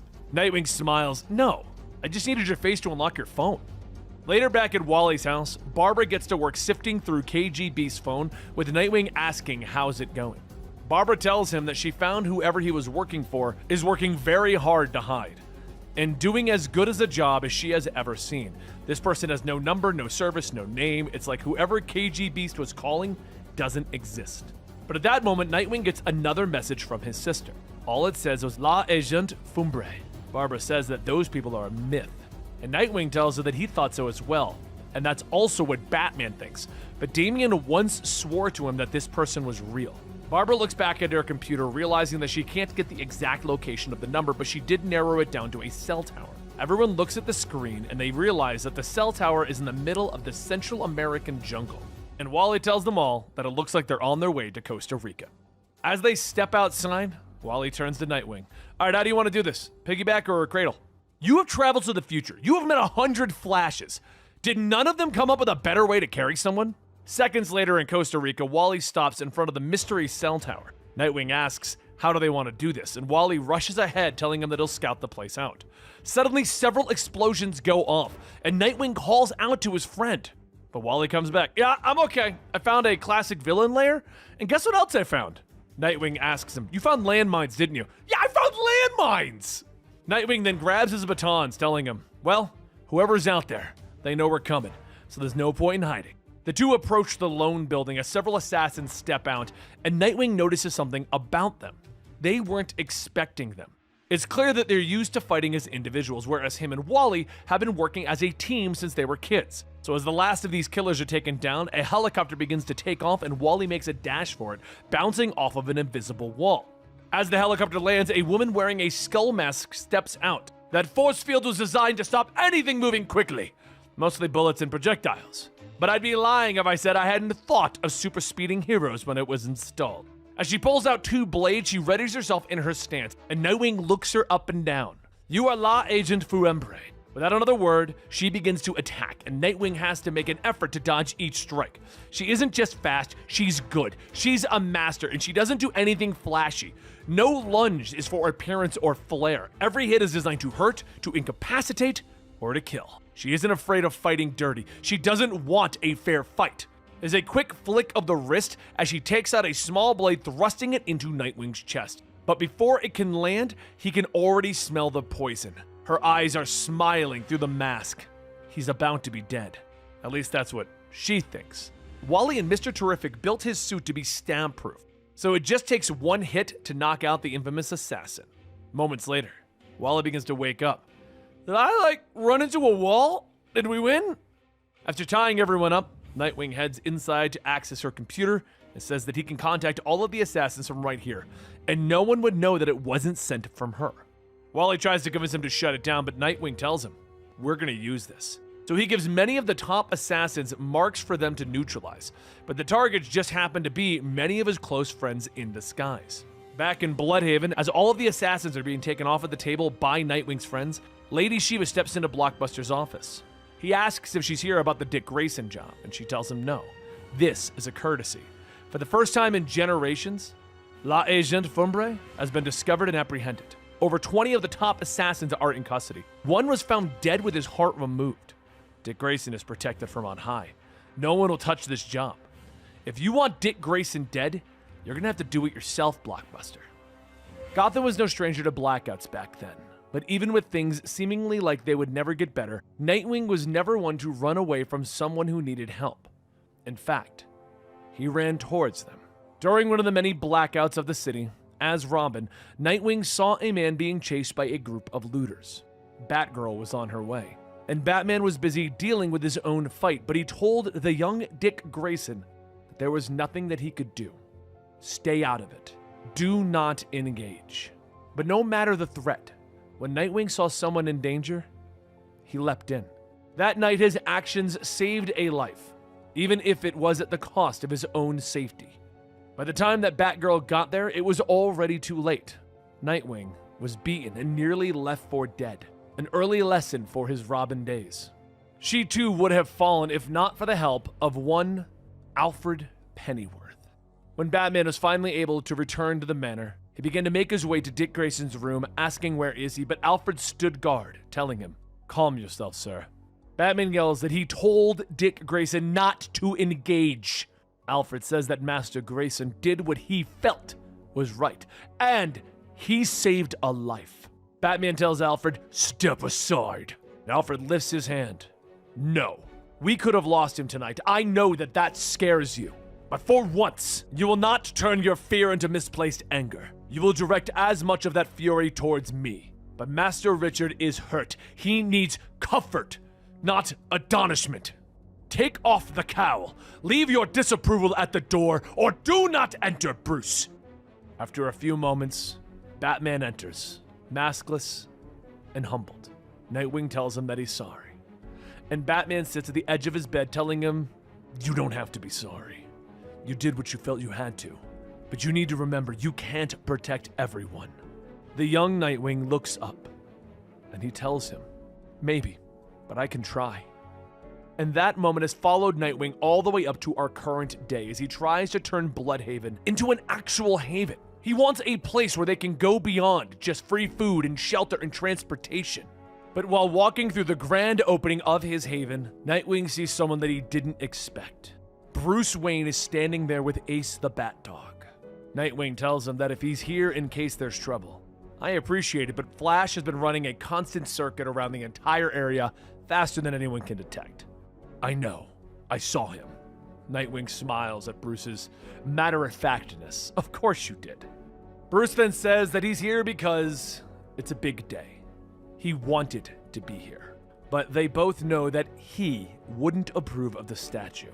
Nightwing tells him that he knows, and, well, he doesn't care. None of this would have been possible without Alfred. The statue's not just for Alfred, but for them as well. They all take a moment to reflect as they look upon the statue of Alfred, but a voice cuts through the crowd as Blockbuster calls out Dick Grayson. Dick was not expecting him to be there, and Blockbuster tells him that this is his city. Nothing happens without him. They argue about it back and forth for a moment, with Blockbuster telling him that he finally got what he wanted, and Nightwing tells him, yeah, despite all of the attempts to stop it. They discuss bureaucratic roadblocks and the mayor's office in general. But Blockbuster really breaks down what he's doing there into a simple question. Was it wise for Dick Grayson to appear in person when everyone is trying to stop him? Bruce Wayne steps up, telling Blockbuster to be careful who he threatens, but Blockbuster just smiles. He reminds Bruce Wayne that he's no longer rich and he's no longer untouchable. But Dick Grayson pulls Bruce back, telling him, thank you for your concern, Blockbuster, but don't worry about my safety. I'm not opening Haven. We have a special guest doing the honors for me, and I'm not too concerned about speeding bullets. At that moment, Jonathan Kent Superman flies down to welcome everyone. And while all of the kids ask for selfies, Barbara asks Blockbuster if he's gonna get one too. The ceremonies begin and they seemingly go unhindered. And as night falls, a group of men begin to vandalize the Haven. The statue, the park, everything that Nightwing wanted to build. And he watches. Barbara asks if he needs backup, but he tells her no. He wants them to know that Haven is under Nightwing's protection, so he leaps off the nearby building and begins to take down the would-be thugs, and as he does, he begins to unmask them, telling them, you don't get to hide! If you're going to do this, the world will know who was destroying their Haven. You don't get to destroy things built to better people.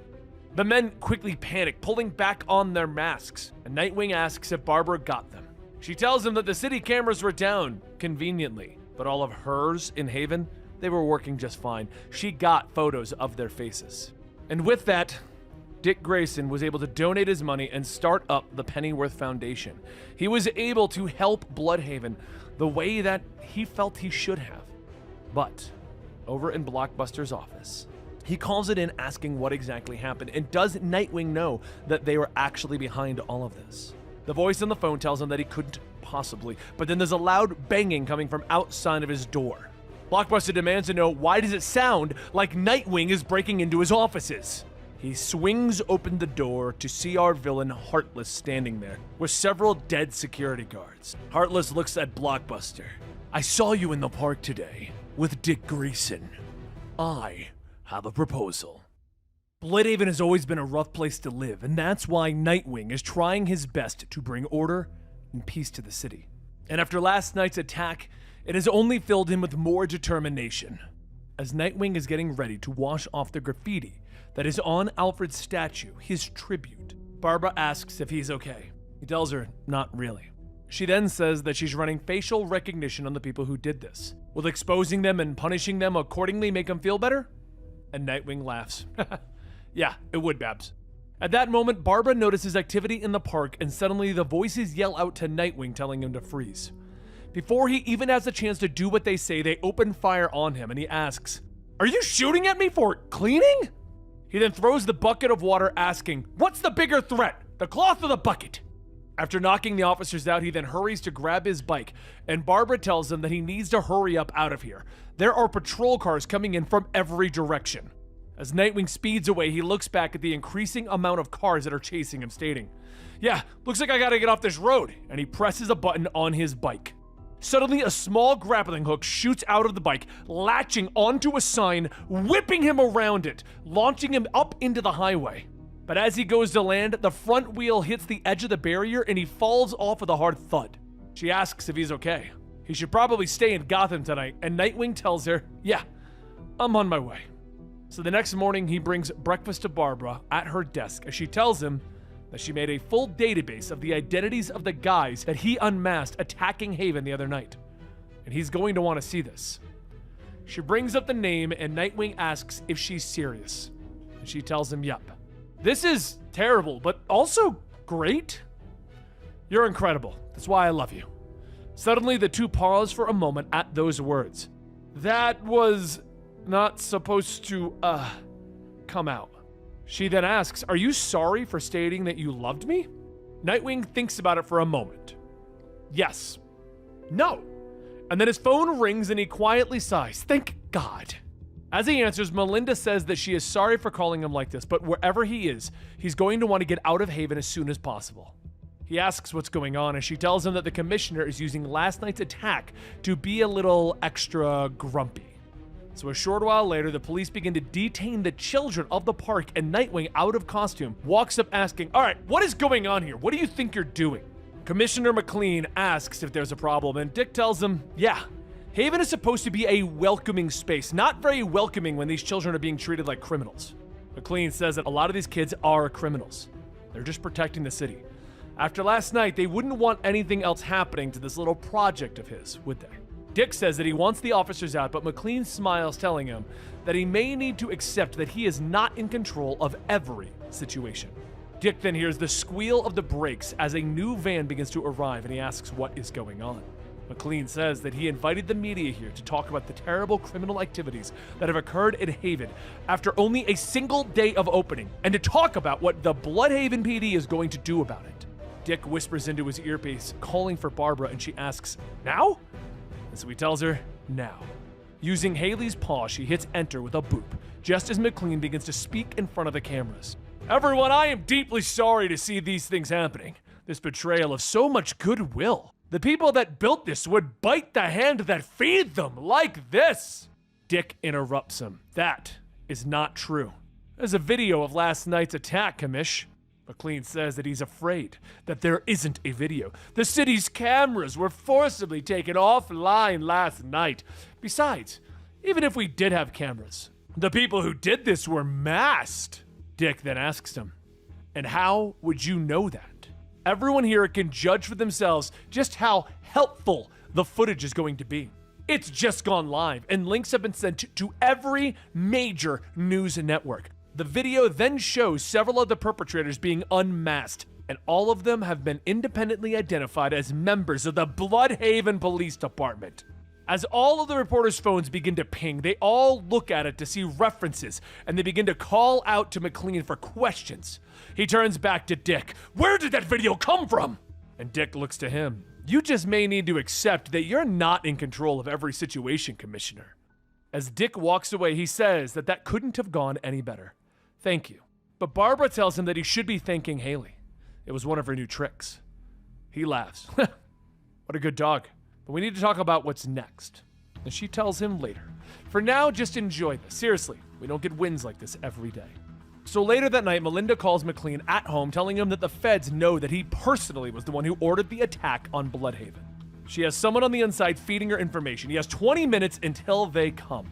He has a ticket waiting for him at the Bludhaven airport. All he needs to do is just tell her where Blockbuster's files are, because if they get those, they all go down.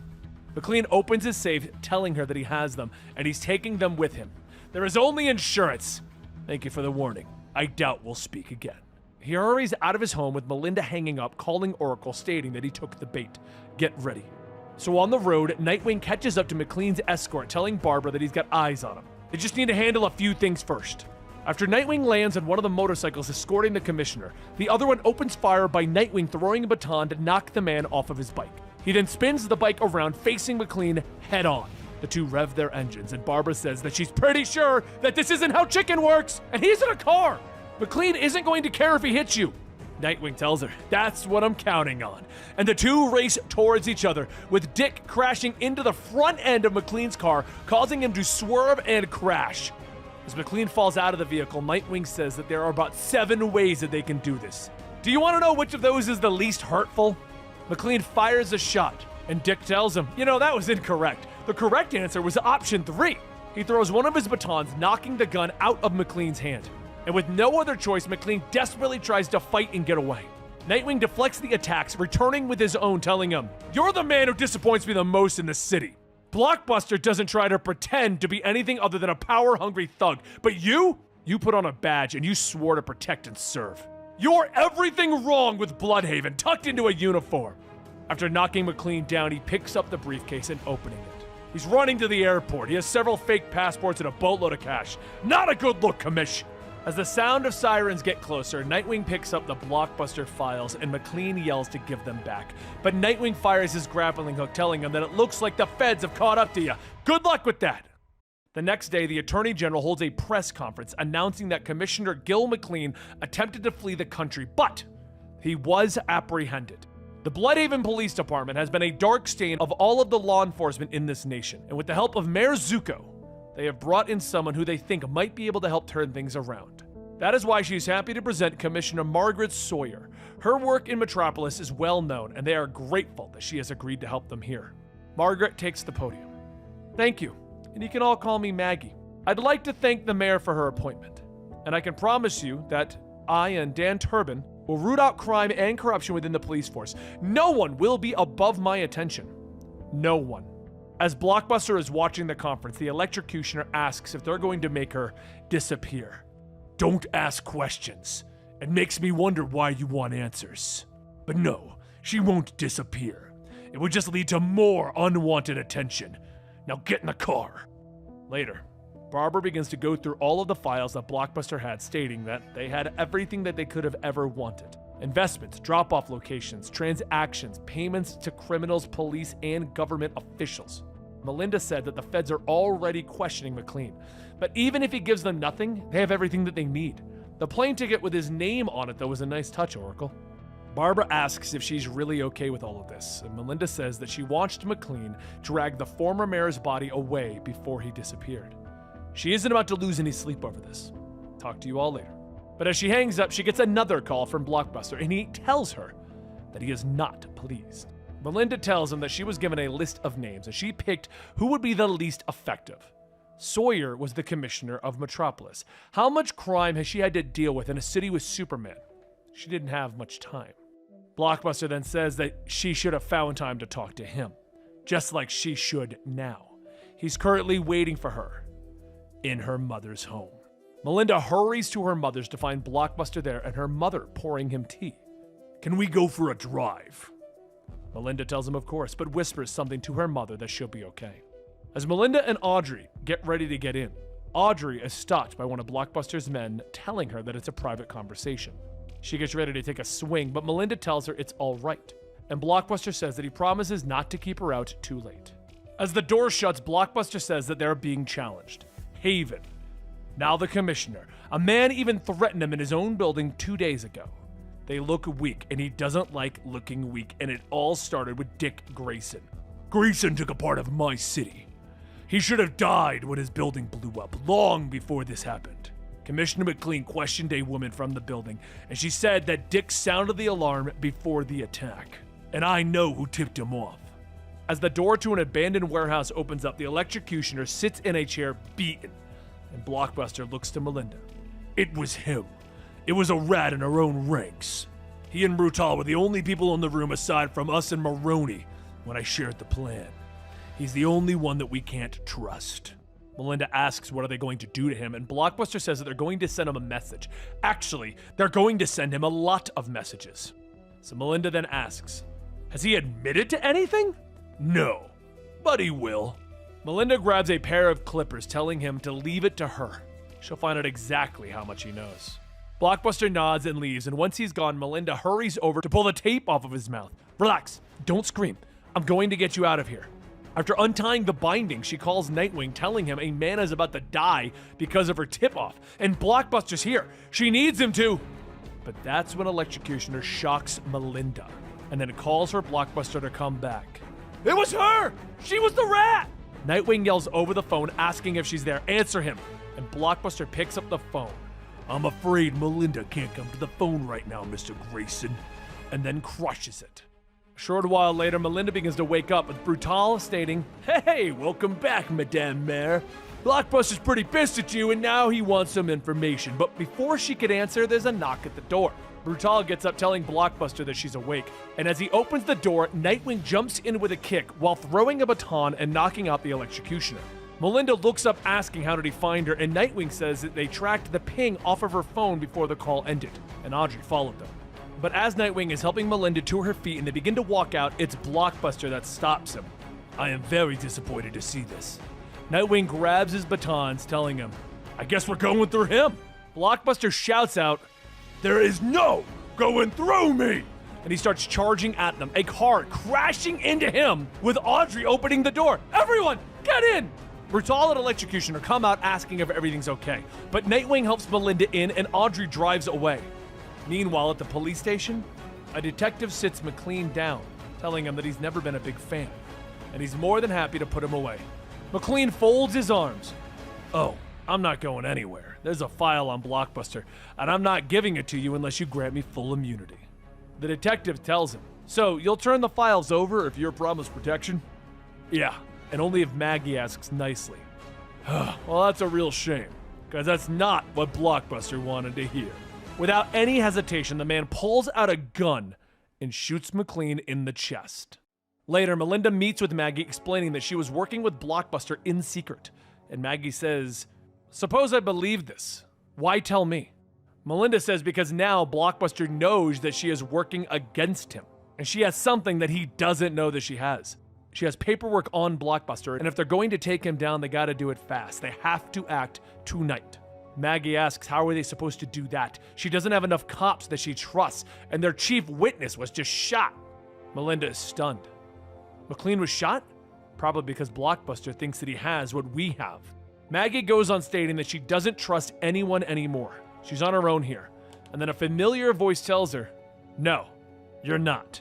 As Melinda and Maggie step up onto the roof of the garage, Nightwing and Batwoman are standing there, and Nightwing says, it's good to have you in Bludhaven. Superman spoke highly of you. As character references go, it doesn't get better than that. Nightwing then says that they have people. They'll do the work. They'll catch Maroni and Blockbuster's lieutenants in the act. All the police department has to do is be there and make sure that everyone is processed by the books. Maggie says that even if she wanted to, she doesn't know who she can depend on in the department. So Nightwing hands her Blockbuster's file. This is a list of every cop that has taken money from Maroni or Blockbuster. Maggie looks at the file. I get why you're here, so I'm trusting what you're saying, but I've made a mistake trusting Batwoman before. The two of them stare at each other for a moment, and Nightwing steps in. I don't know what this is, but this city has been run by a corrupt and violent man. We have an opportunity to carry out the single biggest strike against organized crime that Bludhaven has ever seen. Are you in? Tim, the Titans, and the rest of the Bat family all respond to the comms. Yeah, we're in. And Nightwing tells the family, thank you. Seriously. Barbara then begins to lay out the plan, explaining that Blockbuster and Maroni have 4 major crimes planned for tonight. There's a shipment of arms coming into the Bludhaven docks, a cargo plane trafficking people, and a few tons of very poorly made, very harmful substances being trucked in. And Boss Maroni himself will be at a rare jewels buy. If they take down Maroni and Blockbuster tonight, that will leave them in a position they can't recover from, which will give Commissioner Sawyer enough time to clean things up. As the time comes and each crime is thwarted, the calls come into Blockbuster and he calmly gets up from his seat in his penthouse, telling Brutal and Executioner to come. We're going for a drive! They pull up to Haven, and he pulls out an RPG. It's time to remind them who owns this city! This is my city! This is not their Haven! Back with the others, the cleanup and arrests all begin as Sawyer and her teams arrive. But before anyone can celebrate, Barbara radios in that they have a problem. Haven's been hit. Nightwing and Batwoman rush down as the buildings are burning. And Nightwing says that they have to evac everyone. He runs into the library where he sees Blockbuster already there with 2 children telling him to lose the sticks or he squishes them. Nightwing tosses his batons and Blockbuster tells him, good, now get on the floor, face down! Nightwing does as he's told, and Blockbuster releases the children and steps down on Nightwing's back. Did you really think that anything would change? I own the city! He then lifts up both fists, bringing them down with a thundering toom. Nightwing lays there, in a crater created by the hit. Blockbuster looks down to see his mask have fallen off, and he realizes that Dick Grayson is Nightwing, and his anger only increases. Nightwing comes to with Blockbuster telling him, this entire time, I've been fighting against the city's most frustrating rat, and there was another pest behind the mask, like a Russian nesting doll of vermin. Nightwing places back on his mask, asking him, you think this is gonna be easy? Perhaps not. Executioner Brutal, merge on my location. Nightwing tightens his fists. Sounds like that'll take a few minutes. Good. More than enough time to take you down. He begins to knock Blockbuster back a bit, jumping over, grabbing his batons, and activating the taser function on both ends. He then uses them to give his hits a little extra effort. He tells Blockbuster that he's so sick of men like him. Men who could do anything, and they choose to hurt people. Men who have everything and still want more. The city deserves so much better than you. Blockbuster wrestles Nightwing off of him, shouting, this is my city! And Nightwing fires the grappling hook, latching on to Blockbuster. He pulls the cord tight, rushing in with both feet forward, kicking Blockbuster in the face, knocking the giant man over. Barbara, fully suited up, says, "I just arrived." And Nightwing tells her, "Don't worry about me. Take care of the evacuation. Haven's on fire." Barbara stops him. Actually, it's not. The people of Haven came together and they're helping put out the fires. Nightwing continues fighting against Blockbuster, telling her that it looks like Bludhaven is putting out your fires. The city is fighting you, and they know everything about you. As Blockbuster is being beaten down, he calls out to Brutal and Executioner, asking where are they. And just outside of the library, Barbara and Batwoman are stopping the both of them. "Yeah, you're not going in. There's a private meeting going on behind these doors." Brutal tells the other thugs not to hesitate, but Barbara takes out a tablet, telling them, "Hang on. Sure, they can attack and not win, but before we all leap in, I have something that you should all definitely see." Back inside, Blockbuster grabs one of Nightwing's batons, crushing it. "You are not the first in the city to try and stand up against me. After I'm finished here, I will break everyone who has ever helped Dick Grayson, everyone who has ever known about you, everyone that you have ever loved. I will find all of them." Nightwing coughs, asking, "You think you know who I am? You don't know Nightwing. You don't know Dick Grayson. Because if you did, you would know that there's no way in hell either of us would allow you to hurt our friends." He launches himself forward with a kick that sends Blockbuster out of the library and into the street. To add insult to injury, the kids then throw a bucket of water on him, telling him that this place doesn't want him anymore. Blockbuster gets up and begins to run to his limo, telling Executioner to open the door. But Executioner stops. "Actually, no. We know what you did. The heroes showed us. You own Bludhaven. I did 2 years there. It's the worst prison I've ever done time in. 2 years of my life stuck in hell, and it turns out it was all because of you." Blockbuster looks up into the driver's seat, calling out to Brutal. Brutal tells him, "Nah. I had friends in Bludhaven Private that didn't survive the place. I don't work for you anymore, and once word gets out, no one will. Good luck with your angry mob." He drives off with Executioner making it very, very clear with the amount of obscenities that they don't work for him anymore. Later, once all the fires are put out, Barbara runs up the stairs to find Nightwing, asking if he's okay. He tells her not really. Blockbuster knows who he is. "Barbara, it won't be safe for us to be together. Dick Grayson and Barbara Gordon can never be together."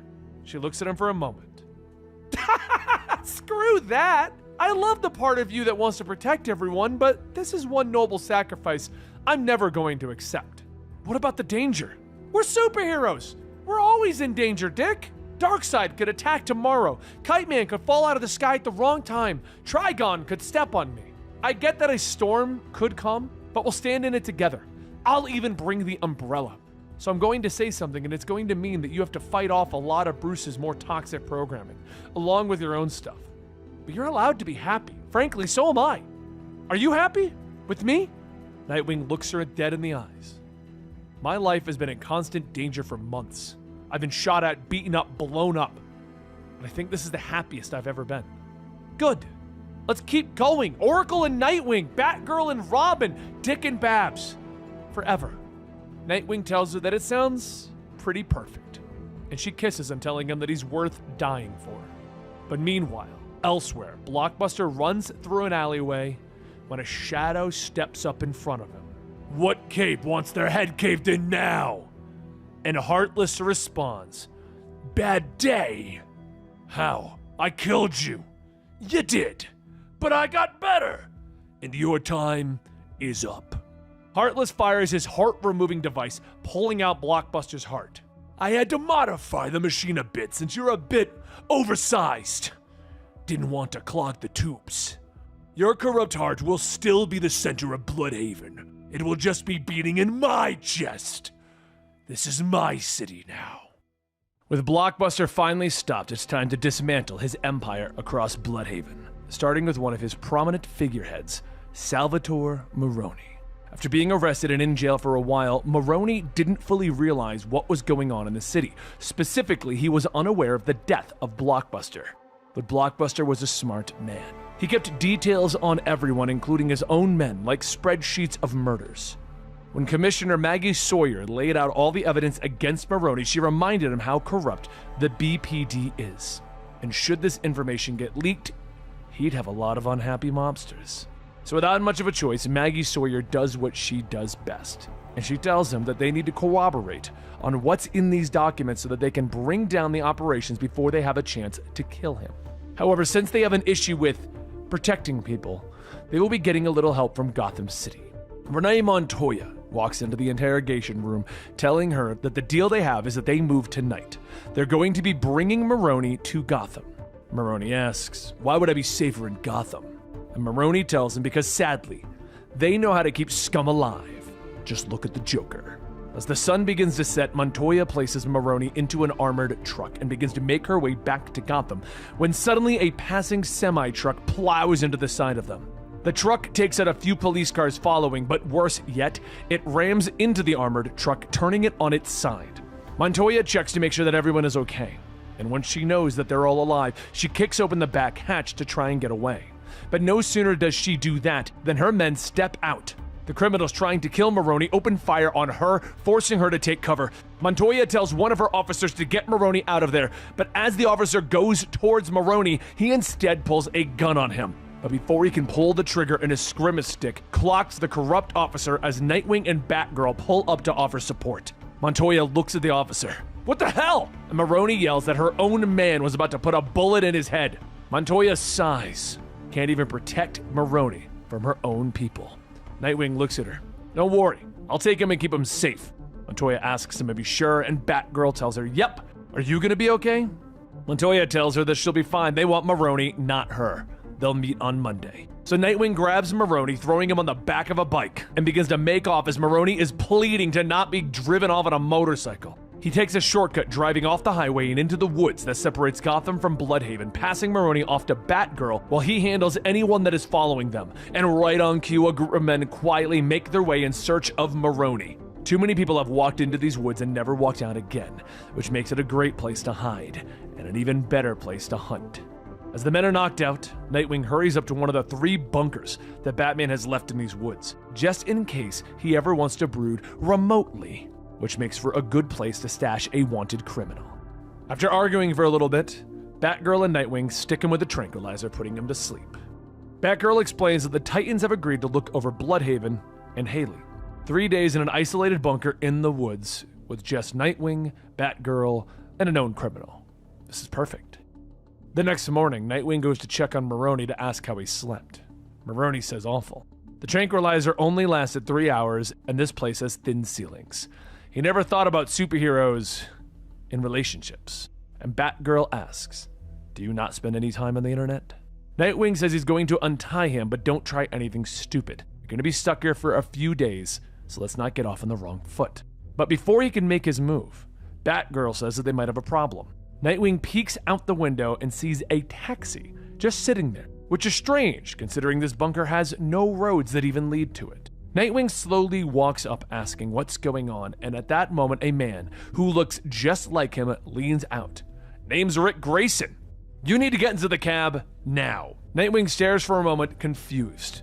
Rick, don't you recognize me? But then he remembers that he was Rick Grayson when he lost his memory. So whoever this Rick Grayson is, he might not have the memories of being Nightwing. You see, in what feels like a lifetime ago, Nightwing was shot in the head, and this caused a massive memory loss. He decided to rebuild his life in Bludhaven as this character, Rick Grayson, becoming a cab driver. But that's long in his past now, and if he's here as Nightwing, then who is Rick Grayson? Nightwing gets into the cab, confused what's going on. He tells Rick that he can't go around looking like that. And this Rick person tells him, right, anonymity, 1 sack. With a puff of smoke, Rick turns into a younger Nightwing. Back to the era when Nightwing had his mullet and ponytail, and he asks him if this is any better. Nightwing sighs. No. Wait, what are you? With another puff of smoke, this time the figure turns into a small mini Nightwing. My name is Nightmite. Nightwing sighs. Oh, great, you're a 5th dimensional imp, like Batmite and Mr. Mixelpidlick. Nightmite flies up. Oh, you're so clever and charismatic and pretty. I can't believe that I'm meeting Nightwing in the flesh. Hopefully, I'm not interrupting this impromptu date weekend with a tied-up mob boss. Actually, I'm on an impromptu date week with... Batgirl then walks up. You have an imp! And Nightwing groans. Please don't find this entertaining. And Batgirl smiles. Too late. Nightmite flies at the Batgirl. Wow, Batgirl! I'd actually ship Nightwing with Starfire, but whatever makes him happy. Batgirl just looks at him. Excuse me? Speaking of which, will you, won't you, what's going on? And while we've clearly settled on yes you will, how about we get things started? With another puff of smoke, Nightwing and Batgirl are holding hands in a wedding attire, while other heroes are looking on. Batgirl screams out no. And Nightmite is confused, and Nightwing says not yet, and Batgirl says not yet? Nightmite tells them both, come on, what's wrong with happiness and commitment? We don't want to be like that guy, right? Denying yourself love, happiness, carbs. Nightmite snaps his fingers, sending everyone away. But are we absolutely sure you don't want to see the dog? Haley then sits there with 2 rings. Batgirl says that Bitewing, as the ring bearer, is undeniably adorable, but they're sure. Nightmite snaps his finger, sending Batgirl inside, telling her fine. She can go back to guarding the mobster. We're running out of time anyway! In a flash, Nightwing is brought back to Bludhaven, as he asks why they're there. Nightmite tells him that Blockbuster may be gone, but he left trouble behind. Years ago, Blockbuster made a deal with the devil Neron, which, if he had greater intellect before he asked for it, you'd think he'd have the imagination to ask for a bit more. The upshot is, he sold his soul. At some stage, years later, he was able to renegotiate, and instead of selling his soul, he sold his firstborn's soul instead. Her name is Olivia, and she's also one of Nightwing's biggest fans. Not as big as me, of course, but I'd invite her into my fan club. We even got shirts, see? It's Nightwing slapping Batman instead of that other guy. Anyway, with Blockbuster gone, Neron is coming to collect. He's sending a horde of demons from hell. Nightwing asks Nightmite, if you can alter reality, why can't you fix this? Because I'm not a hero like you, and I can't be involved directly. Neron is pretty serious when it comes to souls. I could be risking an all-out war between the underworld and the 5th dimensional imps. But you can. I'm just gonna give your weapons a bit of a boost. Don't worry, it won't kill the demons. You'll be sending them back to the underworld. And when the time comes, all you need to do is speak this phrase of power on your sticks. Nightmite whispers the phrase, and Nightwing tells him, you've gotta be kidding. Can't you make it something else? Nope, can't change it now. The demons are coming, it's time. Nightwing looks at Nightmite. Am I doing this alone? You're not gonna be alone. You'll have Bitewing. Suddenly, Haley the puppy appears in a puff of smoke in her own costume, stating, hunt now. Wait, she can talk now? Can talk. Thank you. Feed me. Save me. Nightwing pets her, telling her thank you. She's a very good dog. But as Nightmite is done fanboying over the site, Nightwing and Bitewing sneak into Blockbuster's former building when they suddenly hear the cries of the little girl. Nightwing rushes in, kicking the door open, telling the demons to get ready. The demons begin to fight back immediately, and Nightwing asks them to please don't make him say it. They are confused, asking what is he even talking about, so he holds his grimace sticks close and whispers, Nightwing is awesome. Suddenly the sticks glow with power, and Nightwing leaps into action. Within seconds, all 4 demons are sent back to hell. The remaining one grabs a hold of Olivia, telling him to stop or he'll break the little girl before turning her over to Neron. Nightwing tells her not to worry. I'm not gonna let the demon take you away. Everything's going to be okay. Olivia clenches her fist. I am gonna be okay. And she punches the demon out of the building. Girl strong, Bitewing says, as Nightwing says that her father was too. Later, after making a call, Nightwing meets with Raven, who tells him of course she'll watch over Olivia. She can hide Olivia from Neron's gaze. Nightmite suddenly appears. Neron can't see? Raven just laughs. Ha! You have an imp! Oh, don't even start, Raven. Nightwing tries to tell her. Before leaving, Olivia tells Nightwing and Haley thank you, but Nightwing says actually, she should be thanking Nightmite. He's the hero here. I didn't do anything! But Olivia runs over hugging him. Thank you. And Nightmite hugs her back. It was my pleasure. As Raven disappears, Nightmite says, that was a night? You know, you're not like the other 5th dimensional imps that I've met. Thanks. I could see how annoying Batmite and Mixie can be. I didn't want to be that guy. I've been watching over you for years and learned a thing or two. What's your name then? And Nightmite is curious. Why would you want that?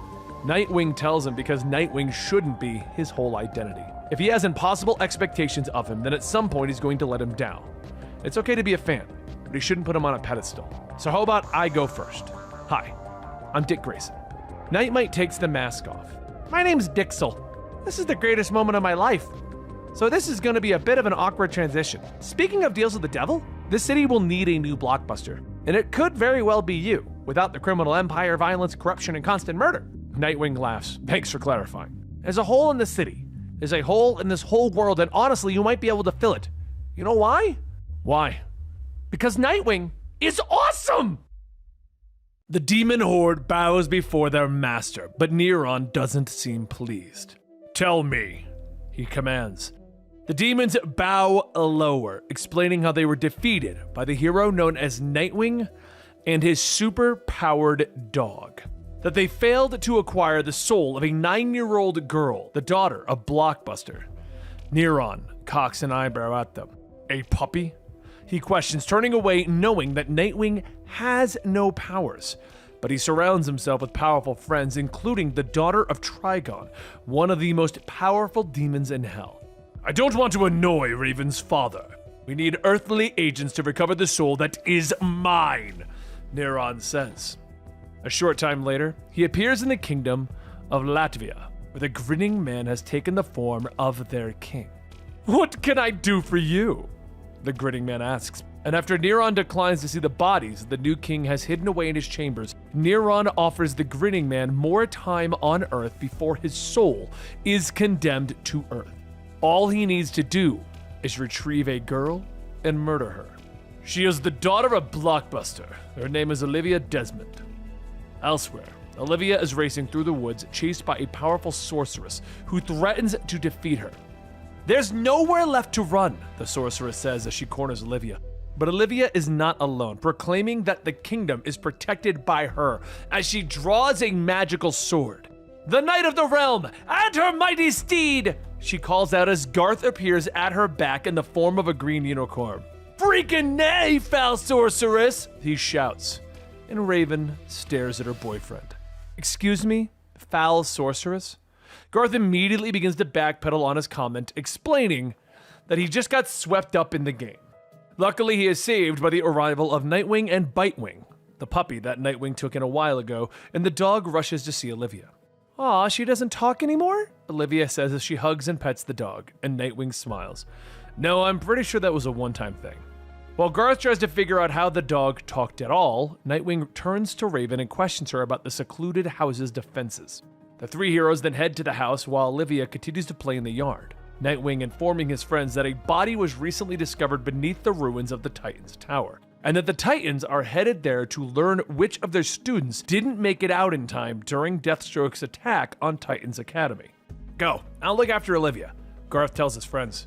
So a short time later, the heroes all gather in New York, where the ruins of Titans Tower lay. Starfire, who was the headmistress of the academy, learns where the body is located beneath the rubble. The rest of the heroes push the police and construction workers back as she burrows beneath the rubble, lifting the building off of the body.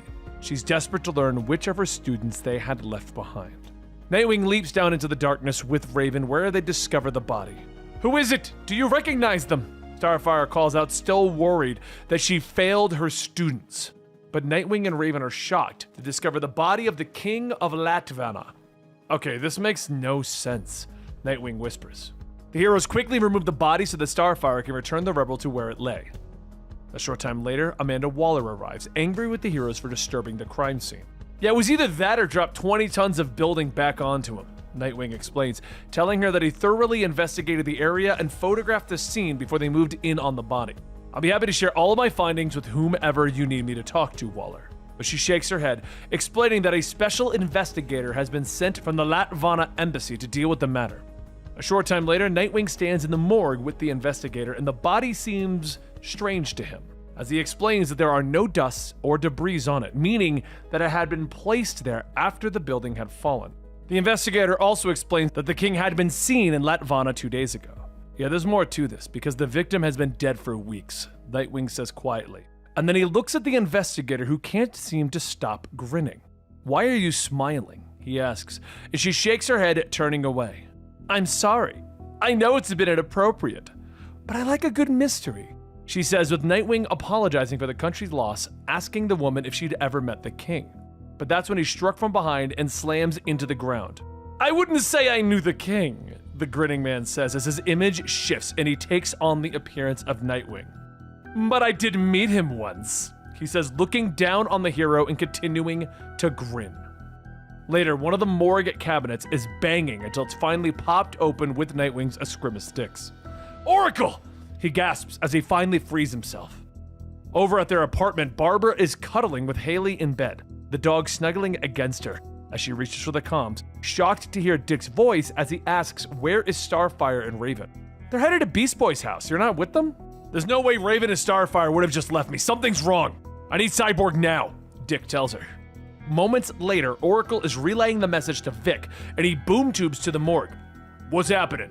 I'm not sure, but I have a suspicion, and I think Olivia is in danger. As soon as we get there, find Raven, Beast Boy, and Starfire. I'll go after Olivia, Nightwing tells Vic as they boom tube to the house. Inside of Garth's house, Nightwing wakes Olivia, telling her that she is in danger, that they need to go. The sleepy girl takes the hero's hand as he leads her outside, but she's shocked to find Gar knocked out on the stairs. He'll be okay. They're after you, not him, Nightwing says as he takes her hand again, leading her into the woods. They duck under cover as Cyborg flies overhead. Isn't Cyborg one of your friends? Olivia asks, and Nightwing nods as they continue forward. Yes, but the person who's after you is a shapeshifter. He can be anyone, Nightwing tells her. That's the moment that a second Nightwing steps out of the trees, blocking their path. Yeah, that's what I thought, Nightwing says, raising his sticks. Olivia, stay behind me. This man's an imposter, the first Nightwing says, but the second Nightwing cocks an eyebrow at him. Am I? Name my dog. The first Nightwing doesn't answer, but the grin never leaves his face as he rushes to the real Nightwing, who easily blocks the attack and hits him with stun pellets and a zap to the face. That the best you got? The grinning man asks, but Nightwing then looks at Olivia. Olivia, I promise, he's not me. I swear on Bitewing, he tells her. Olivia doesn't hesitate, punching the grinning man in the back, knocking him through the air, sending him through several trees. The powered assassin gets up on his feet. All right, seems like I was missing some information about you, girl. He rushes forward, grabbing her arm, leaping up and flying away into the air, but they're suddenly stopped by Raven, Starfire, and Cyborg. Everyone's staring at each other for a moment. I fly now, the grinning man says, still in the disguise of Nightwing. The heroes stare at him and sigh. Fine, clearly time to abort this mission, the grinning man says before tossing Olivia away, but none of the heroes move. Aren't you gonna, catch her? The grinning man asks. Was hurling a little girl through the sky your entire escape plan? Cyborg asks. Meanwhile, a short distance away, Donna Troy is flying through the air with Olivia in her arms. The heroes hit the grinning man with a burst of energy, throwing him into the ground. With his disguise now fully gone, the assassin gets back to his feet, but the Flash is suddenly there. You tried to run? Yeah, you don't get to run from this, Wally says as he punches the man in the face, knocking him out. It's later that the grinning man is now tied to a chair, where the Titans begin to question about how he got his powers and why he was after Olivia. He explains that he was once a really bad criminal who liked disguises, but he was approached by Neron, one of the lords of hell. Neron offered him powers for his soul, and the grinning man wanted to be powerful, able to fly, and a true master of disguise. And I wanted something to put a smile on my face, the grinning man says, but Neron was true to his word. The grinning man no longer had any features of his own except for the grin that never leaves his face. The heroes are shocked that Neron is even involved, and they move into another room of the house to discuss the matter. Why is Blockbuster's daughter so important? Cyborg questions, but Raven explains that Neron merely doesn't want to be seen as weak, that Olivia is merely the soul that is owed. I don't understand how an agreement with a father can be used against the daughter. I want to see that contract, Nightwing says. So Raven agrees, suggesting that they all break into hell. Excuse me? Garth gasps in disbelief, and Raven tells them that they can break into Neron's fortress to see the contract, while Donna and Starfire take Olivia to Themyscira for safety. Nightwing nods, looking at his friends. Then it's settled. The Titans are going to steal from hell. Later, a portal opens up and the four heroes step into the abysmal landscape of hell. Welcome to hell, Raven tells her friends. And as the heroes press forward to Neron's fortress, Raven casts a spell that shields their eyes from the horrors around them. The place is full of suffering and you're all heroes. You'll want to help. You can't help anyone, she tells them as they move. Above, Donna, Starfire, and Batgirl arrive on the island of the Amazons with Olivia. But the little girl is pouting, believing that she doesn't need all of them to protect her. Okay, well, we're not here for your protection, Batgirl tells her, and Donna nods, stepping forward. Nightwing tells me you're very strong. You want to learn how to fight? Donna asks, and Olivia jumps up and down cheering. Oh my god, yes please, she shouts.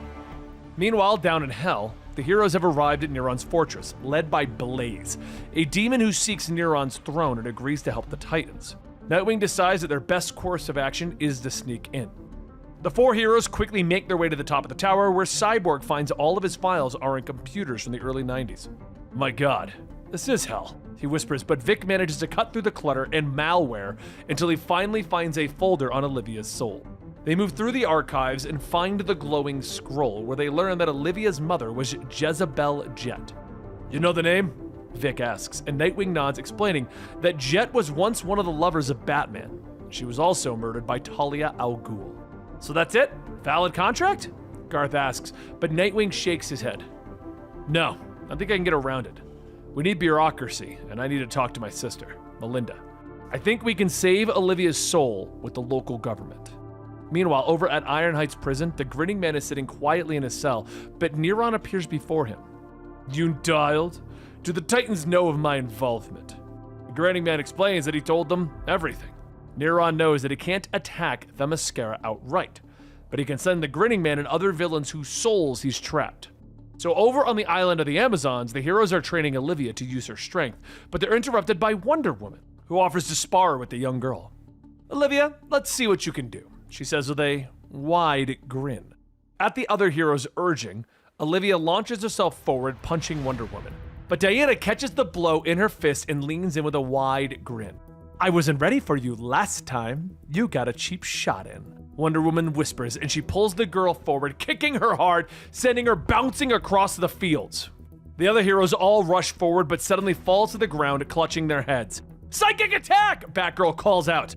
Wonder Woman's image begins to shift as the grinning man reveals himself, motioning over his shoulder as the ground shakes beneath them, and Dr. Polaris and Gorilla Grodd reveal themselves. Meanwhile, over at the Bludhaven Town Hall, Nightwing is finishing up the paperwork when they get the alert about the attack on Themyscira. He tells his friends to go, he'll finish it up. Raven opens up a portal, and they all leave. Nightwing looks up as Neron appears in the shadowy couch across the room. I thought Raven would never leave. He stands walking over to Nightwing. Doing some superheroic paperwork. Nightwing smiles, standing, offering the paperwork to Neron, explaining that the contract for Olivia's soul is now invalid since it hasn't been signed by her legal guardian, which is now Nightwing. The Demon Lord sighs. Nightwing, if you let this go, we can come to an arrangement. He offers Nightwing anything that he wants, knowing that he desires the power to save humanity. So he waves his hand at the hero. Let me give you a taste of what I can give you, the power to change the world. In a flash of light, Nightwing is given superpowers as he floats into the air, feeling his new strength and abilities that flow through his body. Floating in the air, he looks down at his body. What have you done, Neron? He demands, but Neron merely explains that he has given Nightwing the power to change the world for 2 hours. You're a bright boy, you can do anything. I would remind you that your friends are under attack in Themyscira. Nightwing doesn't hesitate, flying away, crossing the world in a matter of moments. He arrives at the island, grabbing Gorilla Grodd, flying him to a deserted island so that his friends can continue the fight without the psychic attack.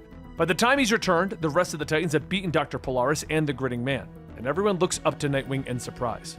Heh, I fly now, he tells them with a smile, explaining to them the deal that Neron offered and that he has 2 hours with the powers. 2 hours? What are you gonna do? Garth asks him. With that, Nightwing heads out. He travels to see his friend the Flash and is finally able to keep up with his super speed.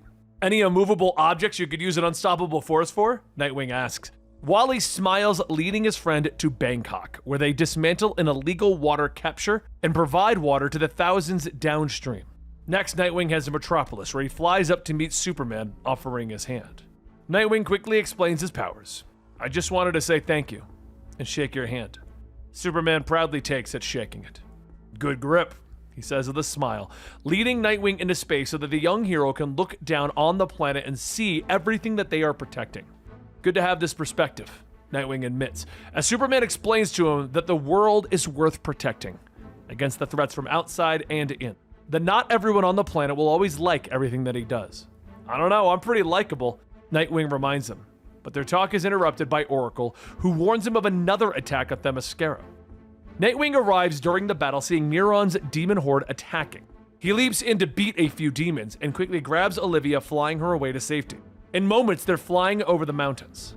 But that's when Neron's voice calls out to him. "That's far enough, hero." He snaps his fingers, instantly taking away Nightwing's power. Nightwing cradles Olivia in his body as they both fall out of the sky, landing hard in the snow. Looking up, Nightwing sees the Demon Lord standing over them, a glowing contract in his hand.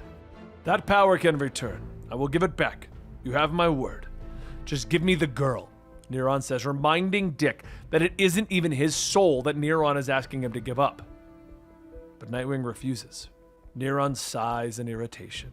"Do you not have a pragmatic bone in your whole body? With the power that I'm offering you, you can make the lives of billions better." Nightwing shakes his head, drawing his Eskrima sticks. I say, "Nightwing is awesome." He says, activating the last of the magic powers that Nightmite left in the weapons. "Go to hell, Neron," Nightwing says as he strikes the Demon Lord with the weapons, turning him into a massive tentacle beast that can barely move. Neron bellows in anger, disappearing, returning to the bowels of hell. Olivia rushes over to Nightwing, shocked that he would give up that power for her. "It's okay. We'll look after the world just fine," he tells her. Later, the Titans stand on the beach of Themyscira, where Diana offers Olivia a home on the island where she can be trained by Amazons. She accepts the offer, and Nightwing gives her a plaque, telling her that she is now an honorary Titan. "Until the day you can step up and join us, of course," Garth reminds her. Olivia accepts with a smile, telling them that her superhero name will be Nightbuster, because she knows that combining Nightwing's name with Blockbuster would really piss her dad off. So the Titans all wave goodbye as Donna leads Olivia to her new home and family. "Thank you for saving me. Thank you," Olivia calls out to her friends. An hour later, Neron is hiding in his fortress, trying to pull his humanoid form back together, but he's interrupted as Raven stalks into his chambers. "Nightwing beat you," she points out, and Neron shakes his head, telling her that it was merely one fight and he will win the war. Raven refuses to allow Olivia to live her life with the threat of a Demon Lord hanging over her head. She raises her hands, her dark magic swirling around her. "I don't want hell, but I'm taking it away from you," she says as the magical energy expands and explodes through the fortress. As the smoke clears, Neron is collapsed to the ground. "He's yours, Blaze," Raven calls over her shoulder. The female demon that helped from earlier steps into the throne world. "And the underworld is yours until the next challenger," Raven says as she turns to leave. But Blaze stops her, pointing out that there is something wrong with Raven. "I can feel it. I'm not sure what it is, but part of you is missing." Raven pauses for a moment, but she doesn't answer, stalking out of hell to return to the mortal world. It all began a few years ago, and quite literally a different life. Nightwing was a different man with a different name, and one of those nights he was followed by an unfamiliar face. Once isolated, Rick Grayson confronted that man. The man told Rick that he used to be in the circus with Rick long ago, but he saw the news that he was shot in the head. The man pulled out a package telling him that he wanted to give it to him, that he was terrified. But he ended up in jail, and now that he's out, he wants to complete his delivery. He wants Rick Grayson to have it. Rick debated opening. It was addressed to Dick Grayson, not him.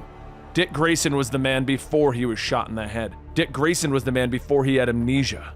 Rick Grayson is someone totally new. But after talking to Bay, he said that he needed to keep it somewhere safe.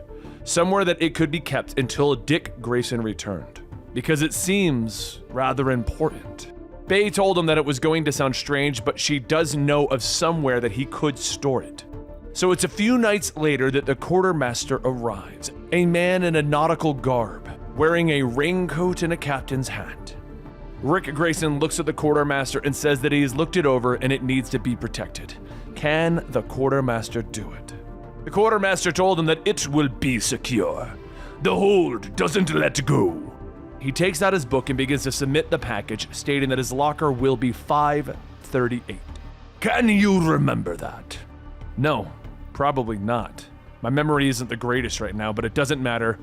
This isn't for me, it's for in case someone comes back. The quartermaster asks Rick what name he should put it under, and he tells him, Nightwing. We now go to the current age. Nightwing is aware of the hold. He has just taken care of Blockbuster, he has restarted the Titans, and he has an offer to command the Justice League. And all of this kind of got in the way of him figuring out what was in that package. He has met with the quartermaster, and he's aware that there is something there for him. That there's a package with some potential secrets waiting for him. However, someone else decided that it was time to make a withdrawal. As the Master-at-Arms stands before the entrance, a man walks up and he asks, "Can I help you?" Heartless tells him that he's come to pick up a few things, and the Master-at-Arms tells him, "I don't believe you have a booking here." Heartless rushes forward, grabbing the Master-at-Arms, but before he can do anything, the Quartermaster sets out telling him that he would appreciate it if they put the man down. And he's right, you don't have an appointment. Heartless asks if he knows of him, and the Quartermaster says, "We are the crew of the Crossed Keys. We pay attention when a brutal idiot walks our streets." After tossing the Master-at-Arms aside, Heartless charges at the Quartermaster, but the Quartermaster thrusts his sword. "You're a spoiled young man. The hold doesn't let go." Heartless stops, looking down at the sword, now thrust within his chest. That's not going to work. He lifts the aged man, asking, "Would anyone miss you?" The Quartermaster tells him that if he hurts him or threatens the hold, my daughter will hunt you down. Heartless uses his heart-extracting gun on the Quartermaster. That's perfect. After the event is over, Heartless throws the lifeless body aside, calling out to Zuko. "You can come out now. The old bastard stabbed me, so it better be worth it." Zuko walks down the stairs of the hold. "Oh, it'll be worth it. This is beyond anything you've seen before. We're talking generations of wealth in one." But he stops and he peers over the hold. It's gone. The hold is gone. It's nothing but a giant hole. 1 hour passes and Nightwing and Commissioner Sawyer arrive, and she asks if he can identify the victims. Nightwing says that he doesn't know of the larger one, but the sailor was known as the Quartermaster. Sawyer sighs. The department has been hunting Heartless for weeks now. They have nothing but a trail of bodies. And Nightwing watches the medics, telling them, "Me and my friends have been searching too. He hasn't left a trace. This is the first sign of him since the prison break." But while they talk, Barbara radios in that they may have a bit of an issue. The paramedics who took the bodies, the facial recognition on his mask's camera came up blank. They're not paramedics. There's someone else taking the Quartermaster and the Master-at-Arms bodies. Nightwing steps away, telling her that that means that they're not in Bludhaven's medical system. He hops on his bike and he follows the ambulance, which seems strange that an ambulance carrying the dead bodies is driving through the city with their sirens on. Nightwing speeds up, tapping on the passenger side window, asking if they can talk for a moment. The driver looks over, and then he swerves into Nightwing, causing him to almost hit a car. Barbara tells him that that is the exact opposite of what an ambulance should be doing. "How about I take control of the bike while you explain that to them, Nightwing?" He laughs, standing up on the bike. She drives him close enough for him to jump onto the back, and once inside, he tells the men that body snatching doesn't make a good impression. But I'm willing to talk about it, guys." The men jump out of their seats attacking, and Barbara says that she appreciates him trying a bit of diplomacy first. He knocks out both men and then asks, "Hey, you don't suppose that your ambulance is also a hovercraft, do you?" "Why?" And she tells him that his GPS is claiming that he is in the harbor. He steps out of the ambulance and sees that he is now stowed on a bow. Dozens of men surrounding him, telling him not to move. With everyone armed to the teeth, pointing their guns at him, a voice in the back tells them to lower their arms. One of the men looks back. "Aye, Captain Blood." Nightwing looks. Captain Blood. And his old girlfriend from when he was Rick Grayson, Bay, steps out of the crowd. "Hello, Nightwing." Nightwing is shocked. He's been brought to the ship of Captain Blood, who he now realizes is his former girlfriend, Beatrice Bennett, the woman that he dated while he had a minor case of amnesia and went by the name of Rick Grayson. The two stare at each other for a moment, Beatrice's men gathering around them, and finally Beatrice looks at her second in command. "Take him to the brig. Bring him to me in an hour." Dick watches as Beatrice steps into the ambulance that he was captured in. She leans over the body of her dead father. "I'm so sorry," she says, tears forming in her eyes, but before he can say anything, Dick is ushered below deck. He's led into a cell, but instead of shutting the door, the pirates follow him in. "The death of Captain Blood is on you, hero," the first mate growls, and Nightwing is surprised. What? Captain Blood isn't dead, he points out, but they shake their heads. The last Captain Blood. A pirate approaches Nightwing, but he ducks under their attacks, lashing out at them, but there are too many and the cell is too tight for him to move properly. They're going to bring him down quickly if he doesn't do something. So he pulls out his escrima sticks, rushing towards the first mate, but Beatrice's voice brings them all to a stop. What the hell is this? She demands. Nightwing looks to the side, his hand already at the first mate's throat. Let go of each other now, she orders. Without question, the first mate releases Dick Grayson. You're angry, Lucas, and you're looking for somewhere to put that, but you're fighting a damn superhero. You need to be smarter. You're no use to your captain or your ship if you're broken, Beatrice says. Lucas nods, lowering his gaze, and with a sigh, Beatrice heads towards the deck, motioning for Nightwing to follow her. In the prow of the ship, she turns to her ex, asking if he's finally curious about her past. And he smiles, revealing that he's already figured it out. Beatrice is the leader of the secret pirate society that uses Bludhaven as a port, which would explain how she was so well at fighting off Joker's goons during Joker War. He's also realized that Bludhaven got its name for being a port of haven for Captain Blood long ago. He finally looks at her. Where's the hold? He asks, knowing that this is where Blood hid the mysterious package that was being held for Dick Grayson. We moved it after Zuko broke in. You want your box? She asks, offering to give it to Dick if he does something for her. The hold does not let go. You must pay what you owe, that's how the hold works, Beatrice explains, explaining that after Zuko attempted to steal from the hold, her father allowed Nightwing to take him back to the city to serve justice, but Zuko escaped and led Heartless back to the hold, killing her father, the previous Captain Blood. Now my father is dead and you have to make this right, she says, explaining that she was adopted into the Blood family, and there are some people who believe that her being captain is illegitimate. My father had a son that was disowned long ago. She continues, explaining that some believe that Dirk Blood should be the captain. The crew of the Crossed Keys would become something nastier if he was in charge. I have worked hard to make this a force for good. Dirk needs to be removed. He's very well hidden and very well protected. I know you have skills my crew does not possess. You can get him. Nightwing looks at her for a moment. B, I'm not killing anyone. She shakes her head, explaining that they can capture Dirk. They can bring him to one of the numerous countries that he's wanted in. The crew won't follow a man behind bars, and he belongs there, trust me. She leads Nightwing below deck, offering him a cabin on the pirate ship, motioning to several of the trunks in the room, asking if he wants to change into something that fits. Once alone, Dick puts out a call to his girlfriend Barbara, asking her to look up everything on Dirk Blood. Already searching, she reports since she was listening in. As Dick begins to change, Barbara comes back on the line. B is secretly a pirate queen, a dark twist to a past relationship. You're becoming more like Batman every day, Barbara jokes, and Dick snorts at the remark. Right? He sighs as he pulls on a shirt. Barbara taps at her computer, confirming that Dirk Blood is a terrible person. So I guess you're going on a cruise with your ex, Barbara sighs. She looks back at the camera in Dick's eye, and her eyes go wide as she sees Nightwing looking at himself in the mirror. You're wearing that? Dick raises an eyebrow. What do you think? I think you should wear it home. You're really swashing that buckle, Nightwing, she says at his new pirate outfit. A short time later, Nightwing heads back on deck.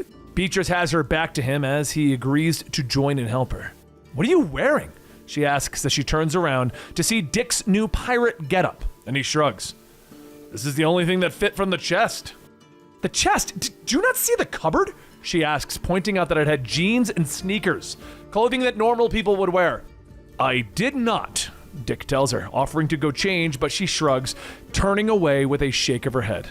For the duration of the mission, you will look like the cover of a romance novel. Captain's orders. Lightning cracks overhead as someone shouts for a sailor overboard. Nightwing rushes to the railing, prepared to jump in after Lucas, but he is suddenly frozen in fear that hasn't gripped him since he was a young man. Beatrice rushes past him, grabbing a rope and leaping in after her first mate. Moments pass, but the two of them break the surface, and the crew then pulls them back on board. Once they're safe on the deck, Beatrice crouches by her first mate. Lucas, what happened? And Lucas shakes his head, explaining that someone pushed him overboard. So a short time later, Nightwing and Beatrice are below deck. You have a traitor on board, Dick tells her, and she nods as she towels off. Yeah, someone on board is acting for my brother. Dirk probably wants me dead, she says with a sigh, explaining that they need to go to the pirate stronghold, that no one can know of the journey or its destination. Are you the only one looking through your mask? Beatrice asks him, and Nightwing pauses for a moment. No, he finally admits, so she asks for it, telling him that she needs to keep the stronghold's location a secret. Nightwing, I want you home, Barbara tells him over the comms, but Dick tells her that this is something he needs to do. He pulls off the mask, looking through it, promising that he will return home to Barbara safe. I love you, he tells her, putting away her only connection to him on this journey. Now with the new mask, he and Beatrice head back to the deck, where they throw his old one into the ocean, sailing away from the harbor of Bludhaven. The pirate ship slides across the ocean in the dead of night, the full moon watching over it. Inside, the traitorous assassin slips into the captain's quarters, driving a knife into her sleeping form. Wow, you must really hate that bed, Nightwing notes from the doorway, where he leans casually. The assassin pulls out the knife, revealing that he merely stabbed a bundle of blankets, and Nightwing smiles, explaining that they decided that it would be silly for the captain to sleep in her own room with a murderous traitor on board. I think we made the right call, Nightwing notes, as the assassin lunges at him with the knife. Nightwing steps to the side, the assassin running through the ship, and Dick smiles, giving chase. We're on a boat! Is your escape plan to do laps and hope I get tired? He points out that he gets a lot of cardio for being a superhero before tackling the assassin. A short time later, the man is tied up in the stronghold. B, the pirate queen, leans in close. My brother sent you, she snaps, but the man shakes his head.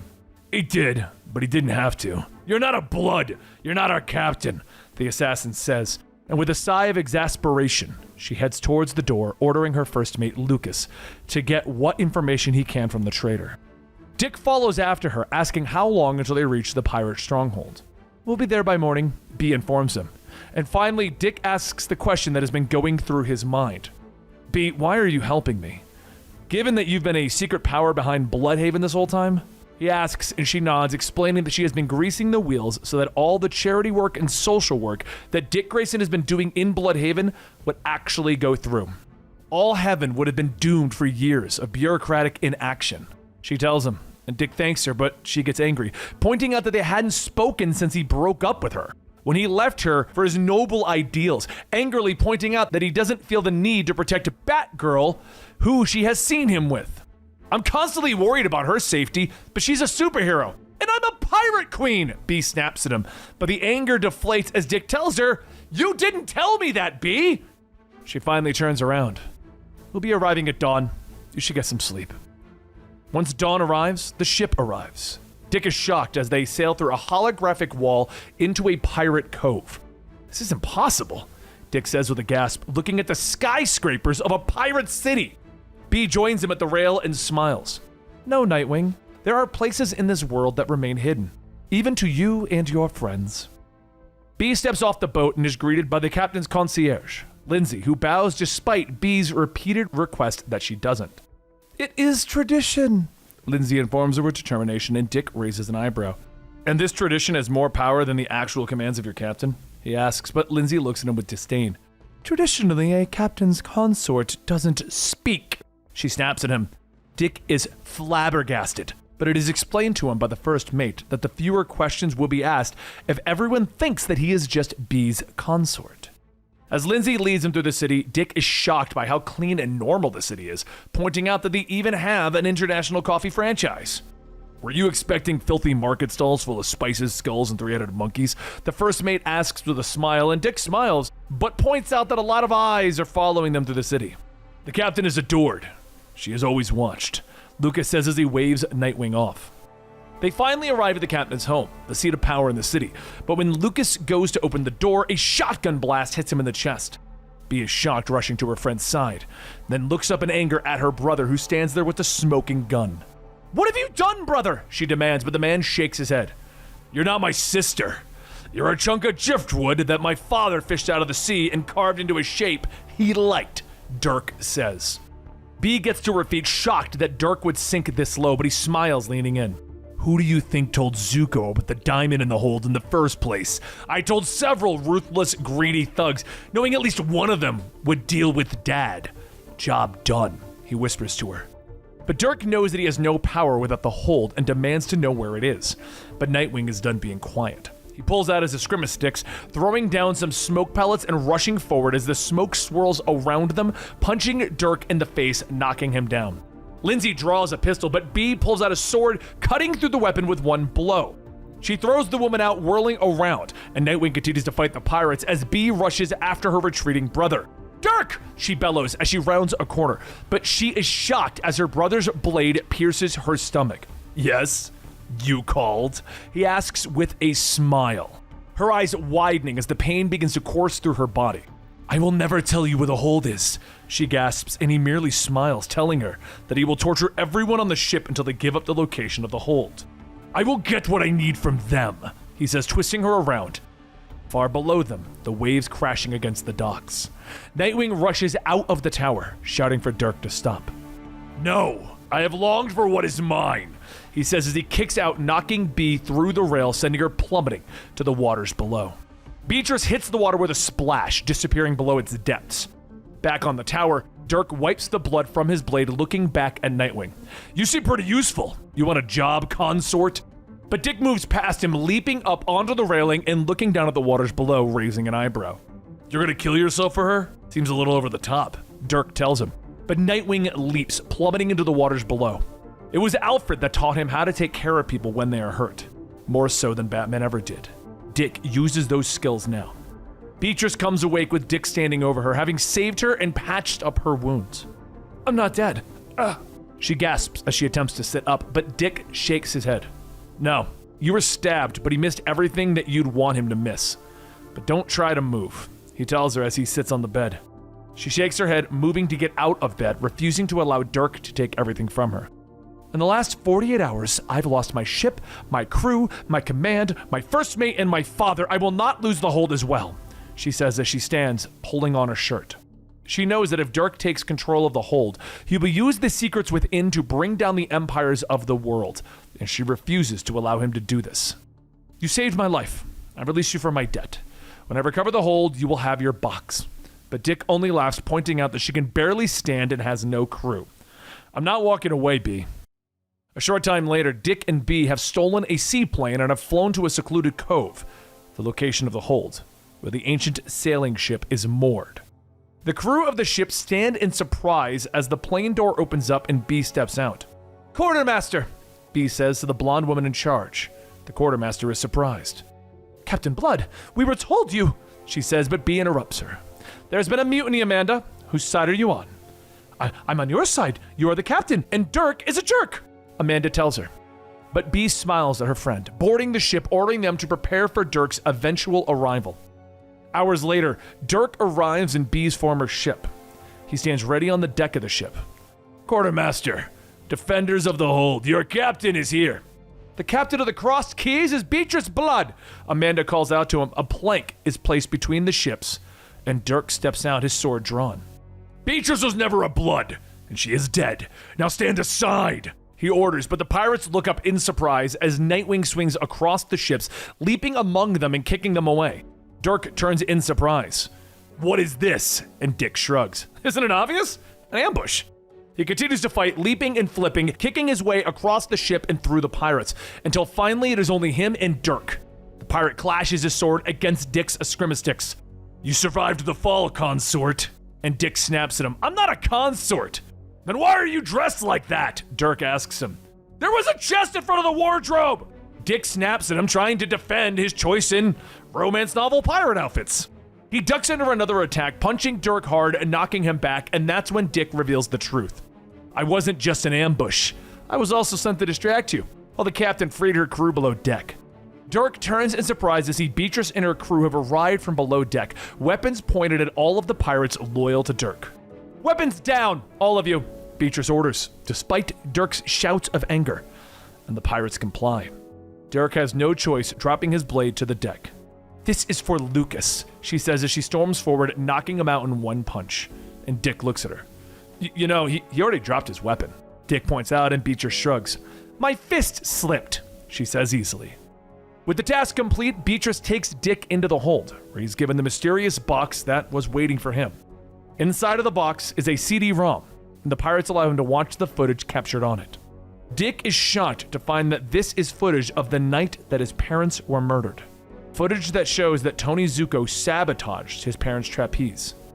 I gotta go home. I need to find Zuko, Nightwing says as he gets to his feet, and Beatrice nods to her old boyfriend. The Crossed Keys will be looking for him as well. All of our people in Bludhaven will be searching. If we find Zuko or Heartless, you will know. She does ask that if Nightwing finds Heartless before they do, that he make the criminal pay for what he did to her father. Nightwing nods as he pulls on his mask once more. I will. And he heads off on his next adventure. Our story begins in Gotham City, a man crying out into the night. In mere moments, Batman swoops down to the scene to find the man lying on the ground. A large hole is in his chest and his heart is missing. Batman leans down to examine the body, but there's a noise behind him.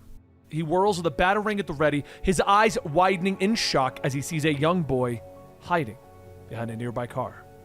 The batarang falls uselessly to the ground. A little while later, Barbara Gordon is sitting in her bed and the Oracle line beeps. Batman? I can't reach Nightwing, Batman tells her. Barbara looks at the bathroom door awkwardly. He's in the shower, she tells the Dark Knight, and there's a brief pause. He's in Gotham. Good, Batman tells her. There's a sound of combat in the background, and Barbara realizes that Batman is fighting a handful of goons. Do you need some backup? But Batman tells her that he's fine. A moment later, Dick Grayson comes out of the bedroom. I need to talk. I think Heartless has come to Gotham, Batman growls. It doesn't take Dick long to suit up and find Batman on his motorcycle. Batman is still dealing with a gun-toting ring at the docks, and Nightwing comes flipping into the fight, his motorcycle taking out several goons. In moments, the fight is over, and the duo is standing over these goons. I think your problem has moved cities, Batman tells his former sidekick, and Nightwing nods. Yeah, there's been no recent sign of Heartless in Bludhaven, and Oracle has eyes on the streets, and I've patrolled every night, he says. The two of them head out in the Batmobile and Nightwing's motorcycle, with Batman explaining that he doesn't want to scare the young boy from the scene any more than he already has. Iko Wahid, he's with the GCPD. Commissioner Montoya and I are working together, but I still can't be a part of the interrogation. Batman explains and Nightwing nods, knowing that he could use his pull with the Titans, now the world's premier superhero team, to get in good with Montoya.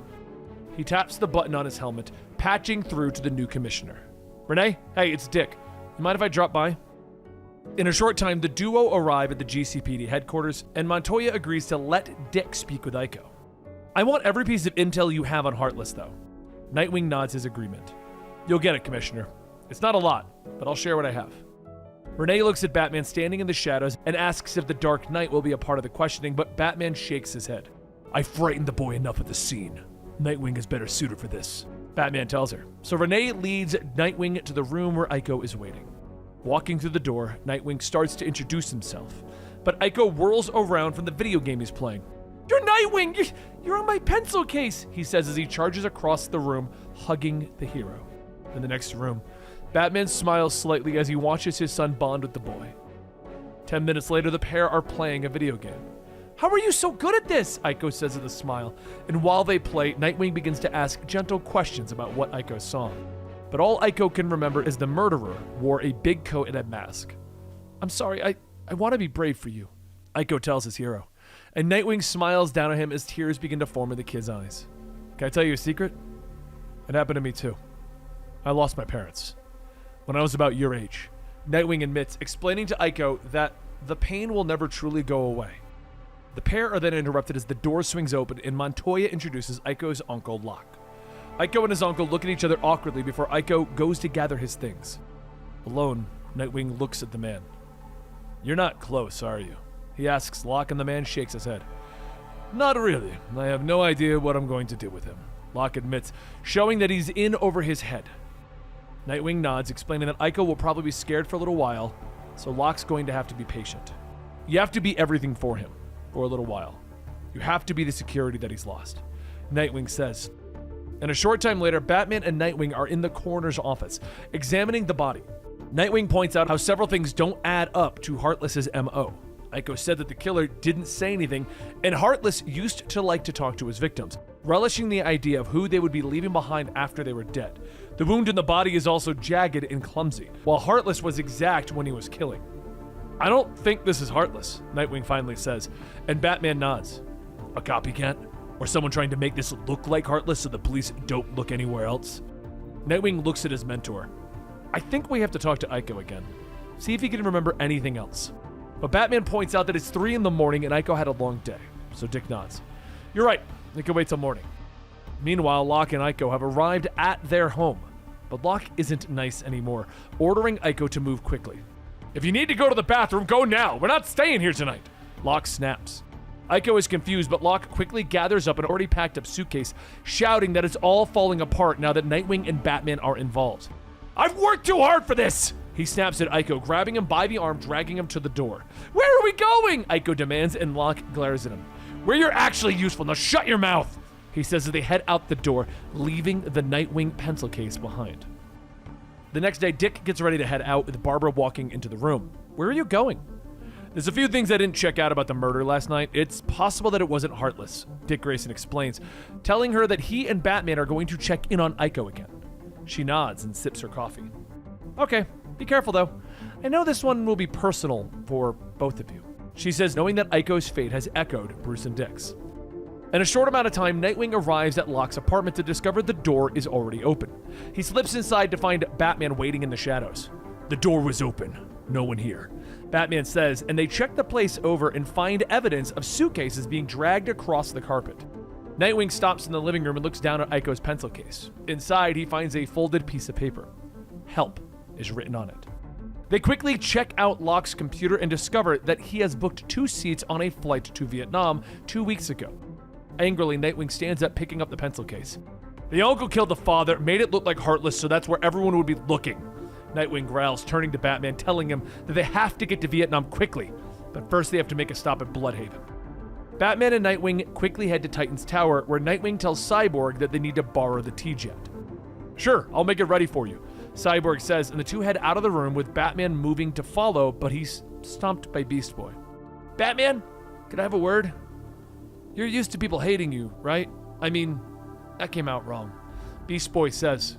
He asks how he's supposed to deal with the world hating him after what happened during the Beast World event. And Batman puts a hand on Beast Boy's shoulder. You don't have to be liked. You do this to save people.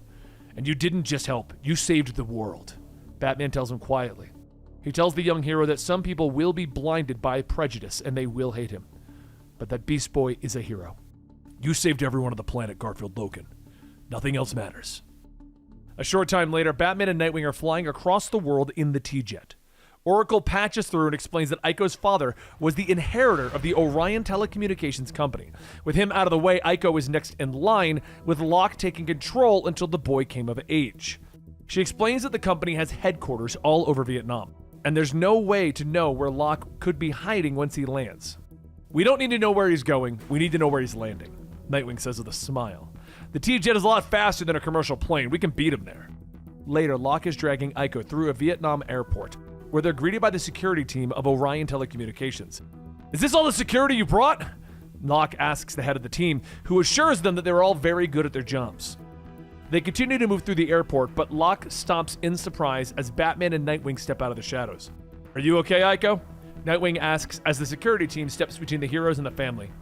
Help, please, Nightwing. Aiko whispers. Locke orders the team to attack and they rush the heroes, but Batman and Nightwing have been working and training together for years. They drop into rhythm, protecting each other's backs, hitting where the other can't. And in moments, the team is down. Locke grabs a fallen pistol, holding it to Aiko by the throat. Don't do anything stupid! We're getting in the car! He says as he drags Aiko towards the security vehicles. No, you're not!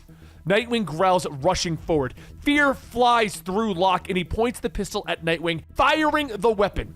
The round impacts off Nightwing's armor, but the hero keeps going. Nightwing! Batman shouts, knowing that Nightwing's armor isn't as strong as his, knowing that the force of the impact most likely broke Nightwing's arm. But his former sidekick doesn't care. He keeps moving, knocking the pistol out of Locke's hand, slamming him against the car.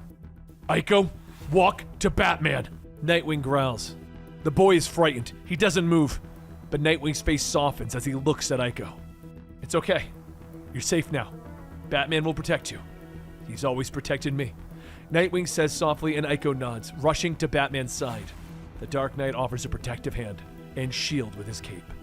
Nightwing glares at Aiko for a moment before relaxing his grip. We're taking you back. You're going to face justice in Gotham, Nightwing says. And a short time later, the group is boarding the T-Jet. Nightwing offers Aiko his pencil box before later putting a blanket over him as he falls asleep. Batman watches from the pilot's seat, a smile on his face, proud of his son. Thanks, Benny. I'll take it from here. Dick Grayson was 7 years old when he watched his parents soaring high over the crowd and decided that he wanted to be just like them. And that night, he crept into the big tent and made his way up the ladder. He had no fear, even at such a young age. But then, his foot slipped. His head cracked against the ladder as he fell, plunging towards the floor far below. And that was the first time he fell, but it would not be the last. Now, he lays in the snow, high up on a mountain, thinking about that first time and how it never made him fear the fall. But now, he's afraid of heights, and he's trying desperately to find himself again. Haley pokes him and sniffs, and Dick opens his eyes and smiles at the dog. "It's okay, girl. I'm just having a rest," he says as he gets to his feet and picks up his backpack, continuing their long journey. To get back what he lost, he needs to climb again, Dick thinks to himself as he looks to the mountains in the distance. 2 weeks ago, Heartless, alongside his aide Gerald, have gathered together the criminals of Bludhaven. They sit around a table blindfolded as they wait for the masked killer. Many of you recently worked for Blockbuster or Maroni. You work for me now, Heartless tells them as their blindfolds are removed. But one of the larger goons gets to his feet. "I choose who I work for," he growls. But Heartless shakes his head. "No, not in this case," he says. He turns to Tony Zuko and asks him to turn on the lights in the next room. The lights click on to reveal children behind a glass wall. "I assume you recognize your children?" Heartless asks. And the goon's face drops as he sees his daughter banging against the glass, calling out for her father. Anger passes through him and he reaches for Heartless, but the killer pushes him away and uses his special weapon to rip the heart from the man's chest. There's a pause in the room and Heartless turns back to the others. This is probably for the best. What I'm saying will be more convincing with this visual aid," Heartless says, explaining that if anyone moves against him, he will take the heart from their chest and force their children to grow up in the world as orphans. "Of course, I know threats don't pay the bills, and so you will be handsomely rewarded for your service," Heartless says. "Dick Grayson has changed the city above us. I've let it rise, but now it is time to tear it down," Heartless tells them. His men move around the room, branding the gathered criminals. "You are joining something larger than yourselves. Today, you will wear my mark and stay hidden. And tomorrow, the Heartless army will reveal itself in Gotham," he says. The next night in Gotham, Barbara and Dick are getting ready for their big evening. "I don't think I'll ever be ready for something like this. I feel like I'm debasing myself," Dick says with a sigh as he straightens his tie. Haley watching them from the floor. "It's debasing for all the right reasons. And Haley is very proud of you," Barbara says as she moves across the room and grabs Dick by the arm. "Come on, Boy Wonder.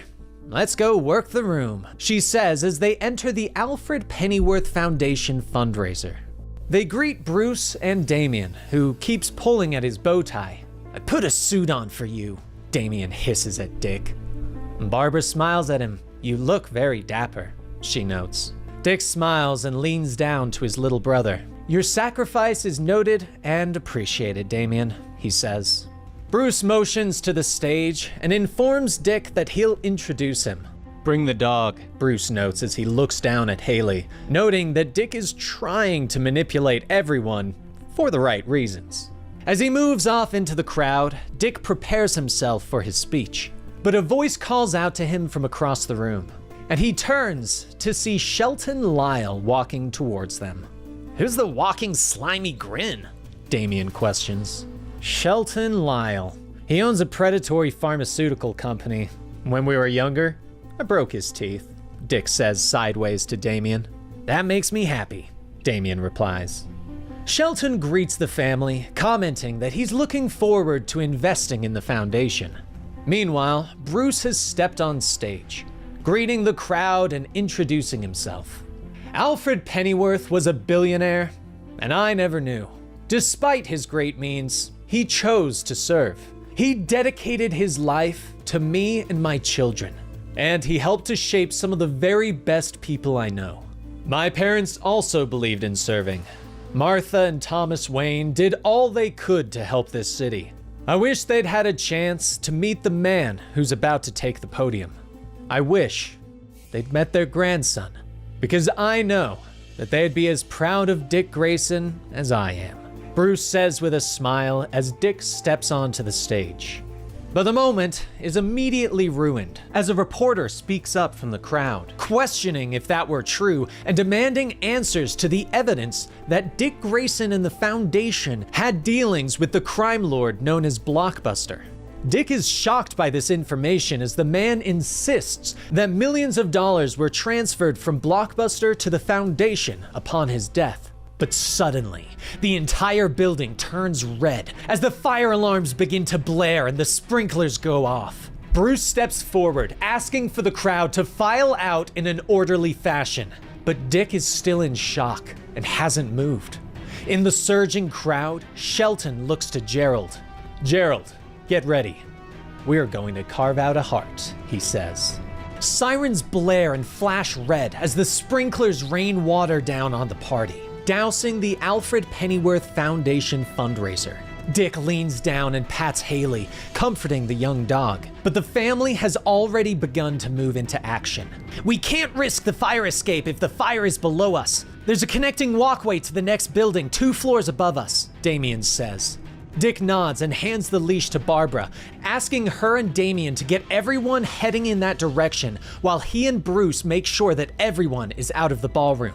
Barbara nods and turns to the crowd. Everyone, there is no reason to panic. Please, calmly and quickly, follow this adorable dog, Barbara calls out. While Damien and Barbara lead the group through the building, Dick and Bruce move through the crowd, calling out instructions for everyone. Dick feels a tap on his shoulder. I still have questions, Mr. Grayson, the reporter from earlier says. Dick nods, his mind still reeling from the idea that there's evidence that he dealt with Blockbuster. And I'm sure I have answers for you, Mr. Waghorn, but surely they can wait until we're not standing in a burning building, Dick says, motioning for the man to keep moving. But Shelton rushes out of the crowd, shouting to Dick that he can't find his butler Gerald. Dick turns back to Bruce and asks him to keep getting everyone out of the building. With these words, he turns and rushes back into the ballroom with Shelton. But what Dick doesn't know is they're being watched on the cameras, and Zuko informs Shelton that the ballroom is cleared. Thank you, Zuko, Shelton whispers into his radio with a smile, ordering the mob boss to start mixing in gas with the smoke. He watches as Dick Grayson gets a little farther away from him and reaches behind a bar, pulling out a duffel bag. Gerald, are you here? Dick shouts as he continues to push through the smoke. He sees a man's legs around a corner, and thinking that Gerald has collapsed, he rushes forward to help him. Gerald, you're going to be okay, Dick says as he rounds the corner, but he stops short as Gerald sits up wearing a gas mask. Yes, I am gonna be okay. You? Not so much, Gerald says with a smile. Dick turns quickly, but finds Shelton behind him with a gas mask as well. And suddenly, the world begins to shift around Dick as the gas begins to take effect. Shelton smiles at him, gloating and explaining that the gas will make him dizzy and won't allow him to remember anything that is happening. There's also a sedative, so no one will question when it appears you've collapsed of smoke inhalation, Shelton says.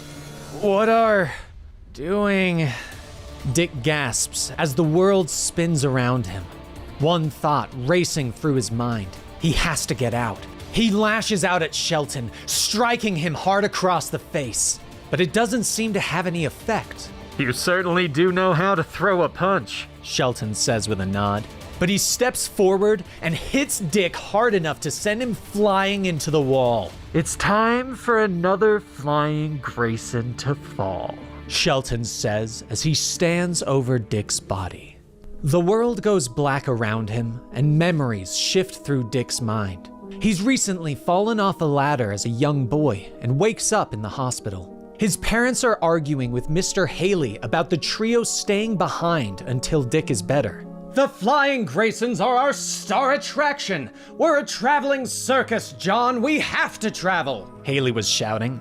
But John suggests someone that can take over for them temporarily. He's a little rough around the edges, but he can fly, John explains. They all turn as they realize Dick is waking up. His mother hugs him tightly, and Dick groans from the pain. He might be a little broken for that, Mary, John points out. They ask Dick why he would climb the trapeze alone.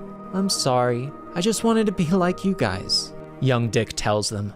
In the present, Shelton and Gerald come rushing out of the hotel with Dick tossed over their shoulder, shouting for help. Grayson went back in. He pulled Gerald out, but then he just collapsed, Shelton tells Barbara as she rushes over. The EMTs rush over and take Dick, making sure that he is stable and placing him in the back of the ambulance, explaining to everyone that they can join him at the hospital. As the flashing vehicle pulls away, Bruce is just standing there, watching it. I can see why you're proud of him. When you see him, thank him for me, Shelton says, walking away with a smile that no one else can see. Unknown to everyone, the ambulance pulls into a side alley shortly after leaving the scene. The back doors are opened, and Zuko is standing there. How's our patient? Zuko asks, motioning everyone to get out of the ambulance. The EMT begins to push the gurney towards a truck waiting nearby, but Heartless steps out of the shadows. Find Grayson's phone and destroy it before you move him. It can be used to locate him, Heartless says. The EMT nods and begins to check Dick's pockets, but what he finds isn't a cell phone. In shock, he pulls out a Nightwing mask and holds it up. This isn't a phone, he whispers. Heartless stares at it for a moment before reaching out and taking it, crushing it in his hand. Zuko looks at it in shock before glaring down at Dick. Dick Grayson is f***ing Nightwing? There are two people I hate in this world, and he's both of them! Zuko growls as the EMT looks at them both. What do you want to do now? He asks. Heartless ponders this for a moment before motioning to Gerald. The butler steps up from behind the EMT and slashes him across the throat. Gerald?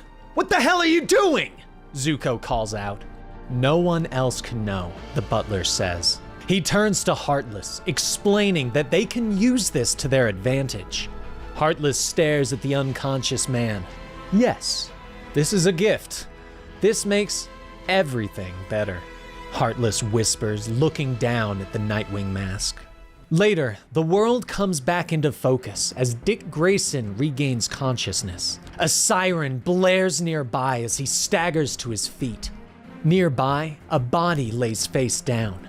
He moves forward and rolls the man over, recognizing the reporter from the fundraiser.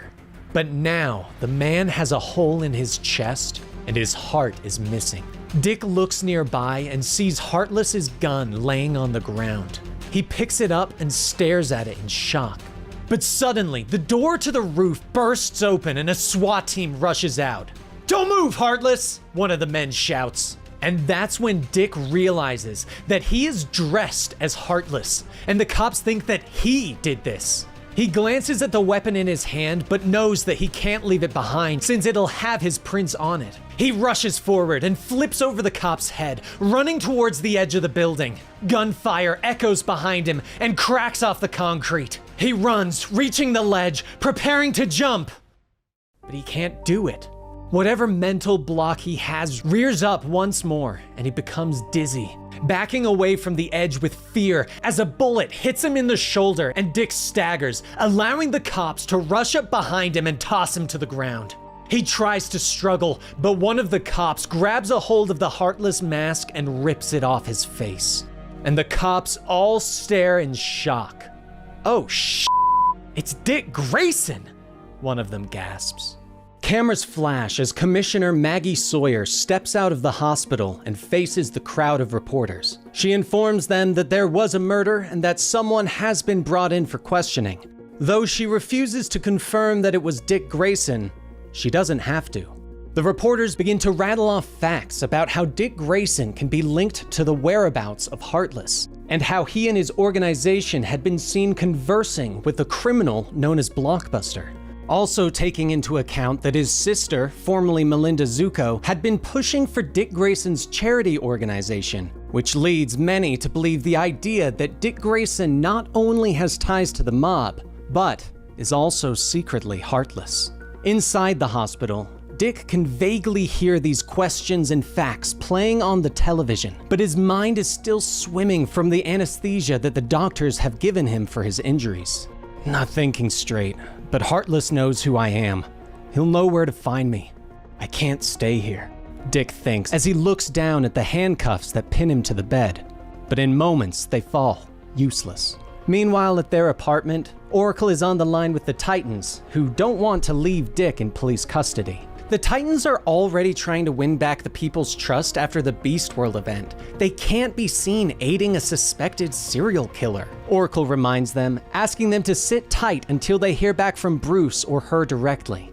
She hangs up and closes her eyes with a sigh, but turns as Haley starts to bark. "Hey, girl," Dick says as he leans down and pets the dog, practically collapsing in the doorway. Barbara rushes to his side and supports him, shocked by his injuries. She pulls him to the nearby table. "Sit down, shirt off. I'll redress your wounds," she says softly when she finds his gunshot wound. "They believed I was a killer trying to flee the scene," he reminds her, and she begins to patch him up, pointing out that by escaping custody, it makes him look guilty. "I already look guilty," Dick points out. She shakes her head and looks into his eyes. "We can clear your name. We just have to tell them who you really are," she says. But Dick shakes his head. "We can't do that. Revealing my secret risks exposing the rest of the family. I would never ask," he begins to say. But Barbara interrupts him, explaining that it was Bruce's idea, and the rest of the family have already agreed to it. Even Jason. Everyone agreed instantly. There was no discussion. "We're all willing to give up our identities," she says. Dick thanks her, but explains that he needs to unmask the real Heartless to clear his name. "And I can't do that while I'm afraid," he says, reminding her of his new fear of heights. She explains that Batman examined his blood and Dick has traces of a toxin in his system, but not enough that it should still be affecting him biologically. "I can't fight Heartless while I'm fighting myself and losing. There's somewhere I need to go," Dick says as he stands. Barbara questions him, and Dick explains that he needs to go see the man who helped him get over his first fear of heights. "Fine, but take Haley with you. Quests usually involve a lot of walking. It'll be good for her," Barbara tells him. In the past, young Dick Grayson sits in the stands and stares at the trapeze, the same one that he asked his parents not to use anymore since he fell. Footsteps sound behind him, and Dick turns to see the new trapeze artist. "I hear you're the reason I still have a job around here," the man says with a smile as he sits next to Dick. "Heard about your accident. How you asked your parents not to go back to work," the man continues. "I don't want them to fall," Dick says softly. The man smiles and nods, telling Dick that he understands. But he also knows that Dick is meant to be great, to fly through the air just like his parents. "I was like you as a kid, always scared. It's no way to be. I'd like to help you get back up there," he says as he glances at Dick. "But you'd have to be brave, and it'd have to be our secret. Your parents wouldn't like it very much. So how's that sound?" the man asks. Dick thinks about it for a moment before nodding. "I'd like that, mister," he says. The man holds out his hand for Dick to shake. "It's Boston brand," he says as he introduces himself. And so, Dick Grayson sets out on his quest with the faithful Haley. The trip takes him across the world as the pair are journeying through the Tibetan mountains, finally arriving at the ancient city of Nanda Parbat. As Dick walks up to the steps, the doors open to reveal Deadman floating before them. "Nightwing, you're doing this all wrong," Brand says. Dick cocks an eyebrow at him. "Huh? You're supposed to collapse outside the walls after your arduous journey. The monks would then bring you inside, and then when you open your eyes weakly, you discover me floating over you. And then you say something like, 'Am I dead?' And I say, 'No, I'm the only ghost here,'" Deadman says in exasperation. Dick shrugs. "Sorry I didn't collapse. I came prepared for the journey, and I do a lot of cardio," he explains. He looks to Boston Brand and explains that he needs help again. He needs to get over his fear. And Boston nods. "Of course. It's worse this time. Last time you were afraid, it was after you fell. This time, it's after your parents jumped and never came back." Meanwhile, in Bludhaven, Heartless comes on the television, declaring that the city has finally learned his true identity. He explains that he set out to make the city a haven, but not a haven for children, as he told everyone, but a haven for crime and criminals. "Before anyone does anything stupid, know that I have many children imprisoned, and have left one of their fathers dead on the pier. Another parent will die every half hour until the Titans leave this city," Heartless explains. On the rooftop of their building, Barbara makes a call, asking the Titans to leave and make sure that everyone sees them. It doesn't take long for the young heroes to boom tube away on their front lawn. But before he ends his broadcast, Heartless leaves one final thought. "However, I invite Nightwing to stay in the city. We have some unfinished business. That is, unless he is too afraid to rise to the occasion," Heartless gloats before signing off. On her building, Barbara turns to Batman. "He knows about Nightwing's fear," she says. Batman nods, believing that Heartless was the one who infected Dick. He reaches up and pulls off his mask. "You're sure about this?" Barbara asks him. Bruce nods as he pulls off his cape, throwing his costume to the ground. "Dick would do the same for me. He has done the same for me," Bruce says softly as he reaches for a new set of clothes. "Bludhaven has lost too much. It needs a hero," Bruce says as he pulls on the blue and black domino mask and looks out over the city. Bludhaven needs Nightwing. Dick Grayson hangs from a high wire rope, memories of the last time he trained with Boston Brand as a child flashing through his mind. Now, when Dick opens his mouth, it is Boston's words that escape his lips. "It's okay. I'm here with you, Dick," Boston says. Deadman's spirit exits Dick's body, leaving the hero hanging from the rope. "But you have to do the next part by yourself," Boston tells him. But Dick is immediately gripped with fear. Brand tries to coach him through his fear, just like he did when Dick was a child, but it doesn't work. Overcome with fear, Dick blacks out and plummets from the rope. When he opens his eyes, Deadman is floating over him. "What happened?" Dick groans. Deadman shrugs. "Well, the good news is you dropped. The bad news is you were unconscious when you did," Deadman explains. He folds his legs into a yoga pose and hovers over the hero. "There's something holding you back, something you're hiding from yourself, deep down," Boston explains, telling Dick that until he faces it, he won't be able to deal with heights. Dick leaps down from the net, frustrated with himself. Boston follows him, still floating through the air. "Exposure therapy is one thing, but you also need to know how to relax, which is something your entire family is notoriously bad at. You need an advanced course in relaxation," Boston tells him. Dick glances at him. "What are you thinking? Scented candles and a bubble bath?" he jokes. A short time later, Dick is sitting in a bath, surrounded by candles. He puts his head back and sighs in frustration, his mind flashing over the past events, trying to figure out who could have possibly poisoned him. But none of his recent villains seem right, or would have had the chance to administer a poison. Suddenly, it all snaps together. Dick sits up sharply and jumps out of the bath. He grabs a towel and rushes through the temple. Haley followed close behind and barked, unsure of the excitement, but glad to be involved.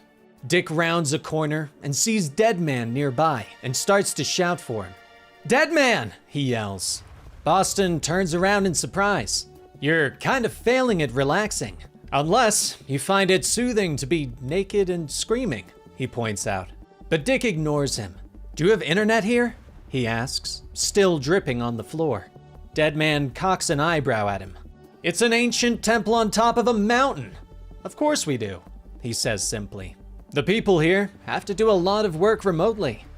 In a short time, Dick has made a connection with Oracle back in Bludhaven. He quickly explains that he remembered where he might have been poisoned.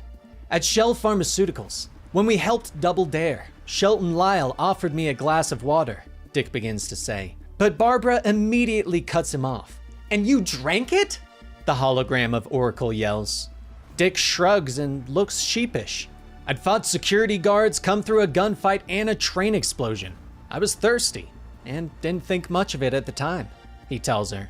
Oracle quickly fills Dick in that Heartless is posing as Dick Grayson, and that it seems that he knew Dick had been poisoned. "Shelton Lyle is Heartless," he finally says.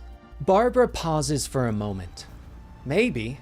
Do what you need to do. I'll have Nightwing 2 investigate Shell Pharmaceuticals," Barbara says. Dick nods and prepares to end the line, but pauses suddenly, realizing what she said. "Huh?" he asks. Back in Bludhaven, Nightwing punches a goon in the face and whirls, elbowing another goon that was coming up from behind, dropping them both. Suddenly, his radio crackles. "Nightwing 2, Oracle calls. Bruce pulls out his Eskrima stick and files a grapple line. "What is it?" he asks. Barbara quickly fills him in on what Dick told her as Nightwing 2 swings through the air. "Nightwing thinks Shelton Lyle could be Heartless," Bruce surmises. He reaches out and throws a wingding, taking out a camera. Bruce lands and quickly kicks in the door to Shell Pharmaceuticals. "I'll look into it while I'm here. I was already looking into Lyle. Going radio silent," Bruce reports as he moves into the building. Back at Nanda Parbat, Dick knows that he needs to return to his city. He needs to finish this fight, but he can't move past his fear. Boston puts a hand on his shoulder. "You still need to face whatever it is that you've pushed down so deep inside you. But I can put you in a place where you'll have no choice but to face your fear of leaping," Boston promises.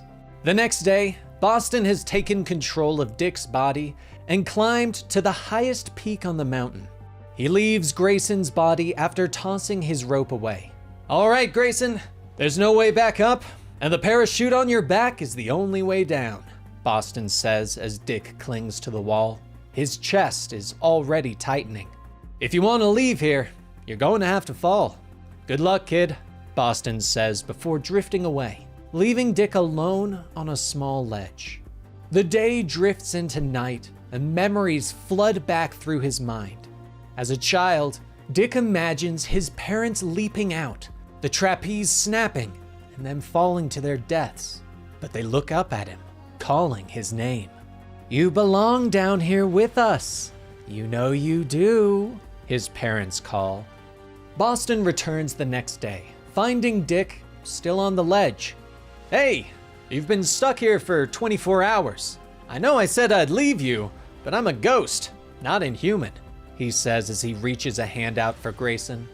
Dick looks up at him, tears in his eyes. "I know what I was hiding," he says. He stands, thanking Boston for helping him.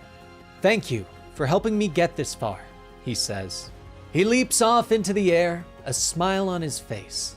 "I'm ready to fall," Dick calls out.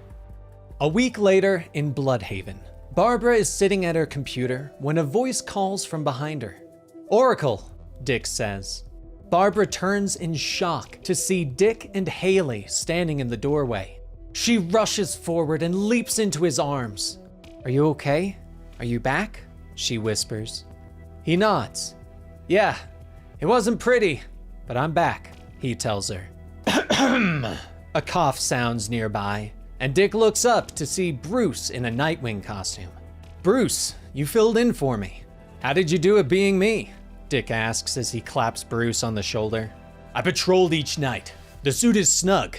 I quipped. Twice, Bruce tells him. Dick smiles. Impressive. Bruce explains that they found the fear toxin poison that Lyle used, and that he is most likely Heartless, but he hasn't been seen in weeks. Dick nods and promises that they will finish this, but he needs to talk to his sister first. Meanwhile, at the home of the mayor, Melinda Zuko is being held by thugs, with her father, Tony Zuko, holding a smoking gun. The house is destroyed, and the goons are preparing to bring Melinda before Heartless. Suddenly, the window shatters inward, and Nightwing leaps among the goons, moving fast and disarming them, knocking them to the ground with his eskrima sticks. Zuko whirls and rushes out of the home, running down the stairs, his phone already in his hand. Heartless! He's here! Dick Grayson is here! Zuko shouts at Heartless, but Nightwing is there, slamming into Zuko and knocking him into the wall. I saw your face! Zuko shouts at him. Nightwing shrugs. And I have your face on camera on the night my parents were murdered. I have the proof, and I need to see justice done. Dick snaps at him. Zuko lashes out, trying to punch the hero, but Dick dodges the blow and slams him into the wall again. I worked something out, Zuko. Something that I always knew, and the guilt of which was pinning me down. Dick growls. He reveals that the night his parents were killed, they had changed their routine, that Dick was supposed to be the first on the rope. Heartless listens over the phone while Dick talks. Dick hits Zuko again. You wanted to punish Haley's circus and my parents, but they were never the target. My parents weren't supposed to die. I was, Dick shouts. Later, Nightwing stands by, the lights of police cars flashing behind him. He sighs and turns back, watching as they put Tony Zuko in the back of the vehicle. It's over. His parents' killer will be brought to justice. The car pulls away and Nightwing moves off, but the hero is unaware that the police cruiser hasn't gone all that far when the passenger pulls out his service pistol and puts it to his partner's head. Pull over here, Mac, Jorge whispers. Mac stares at him in shock. I'm sorry, man. He has my kid, Jorge says. Meanwhile, Shelton is in his hideout, strapped to several machines that continue to pump and monitor his heart. Gerald leans over and taps a few buttons on his tablet. You need to be careful today, Shelton. Don't overtax yourself. Blockbuster's heart has lasted longer than any other, but your body is still wearing out, he warns. Shelton nods and sits up, reaching for his Heartless mask. That's okay. We'll have our replacement soon, he says as he pulls on the mask, promising that Dick Grayson's heart will soon beat within his chest. Later, Dick watches the news over Barbara's shoulder. Heartless has come before the city, claiming to be Dick Grayson. People of Bludhaven, I want you to know this is coming. I want you to know that you're about to lose. In 1 hour, my people will level Haven, Heartless tells the city, ending his transmission with a smile. Dick sighs and turns away. The rest of the Bat family reports in. They are scouring the city, searching for the children that Heartless has kidnapped. Tim has a lead, Damien reports in.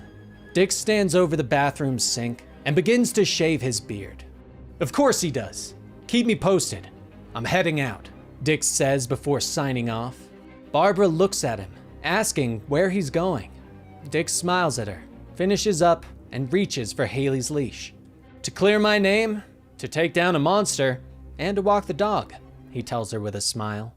An hour later, Heartless leads his army of thugs towards the Haven gates, bulldozers at their backs. They pause briefly as the citizens of Bludhaven stand before them. Look at all these gifts. All these adults are ready to give up their lives for children. Wishes really do come true, Heartless whispers. He motions to the bulldozers and they rumble forward, pushing past the people and slamming into the statue of Alfred Pennyworth. But someone else steps out of the park. Heartless! Dick Grayson calls as he steps out of the park with Haley by his side. The crowd gasped in shock, pulling out their phones, snapping pictures and live streaming, murmuring about how he wasn't really Heartless. Dick steps up to Heartless and stands before him. You tried to frame me because you wanted to hurt this city, but the people of Bludhaven are all too used to lies, and they're resilient. They've had to be, Dick says, motioning to the crowd. Heartless smiles and leans forward.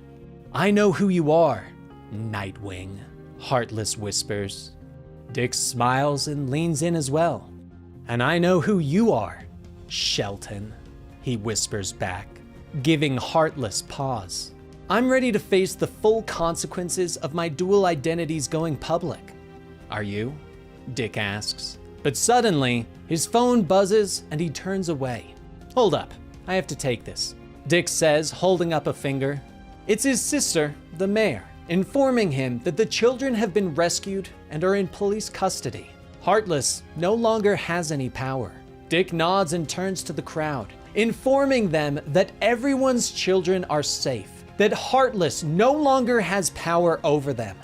The army of masked goons throw down their weapons, and Dick smiles as Shelton's army disappears in moments. You know the difference between your people and mine? My people actually like me, Dick tells him. The goons suddenly rush at Shelton, but he knocks a few of them away. Dick turns to a kid and hands him Haley's leash. Heartless is going to run now. Hold my dog, Elliot? He asks. The kid nods and Dick takes off after Heartless, who has turned and dashed from the park and begins to weave his way through traffic. Gerald, we're leaving the city. You have Zuko? Heartless shouts into his phone. At the docks, Gerald nods. I have him, he confirms, letting Heartless know that the boat is waiting for them. In the park, Haley doesn't feel like waiting and pulls free of Elliot, dashing after Dick. As he chases Heartless, Dick quickly changes into Nightwing, leaping over cars to follow the villain. But Heartless leaps over an overpass and lands 50 feet below at the docks, confident that Dick Grayson is still afraid to fall. But Nightwing has fixed his broken mind, and he doesn't hesitate, leaping from the great height and launching himself at Heartless, kicking him hard in the face and knocking his mask away. He lands in a roll and comes up in a crouch, but Gerald is waiting, a pistol aimed at the hero's head. You, he growls, thumbing back the hammer on the weapon. You think you can hurt my child? Gerald demands. But there's a growl and a bark. Haley has caught up. She leaps forward, biting into Gerald's arm. He tries to shake her loose, stumbling towards the edge of the docks. He whirls and tosses her away, the pistol going off in his hand. Haley lets out a yelp of pain and falls to the ground, with Gerald tumbling into the water. Zuko rushes to the edge of the docks, looking into the water, but he's unable to see Gerald. Meanwhile, Nightwing moves to Haley's side, cradling the wounded dog. But Shelton pushes past him, his heart-tearing weapon in hand.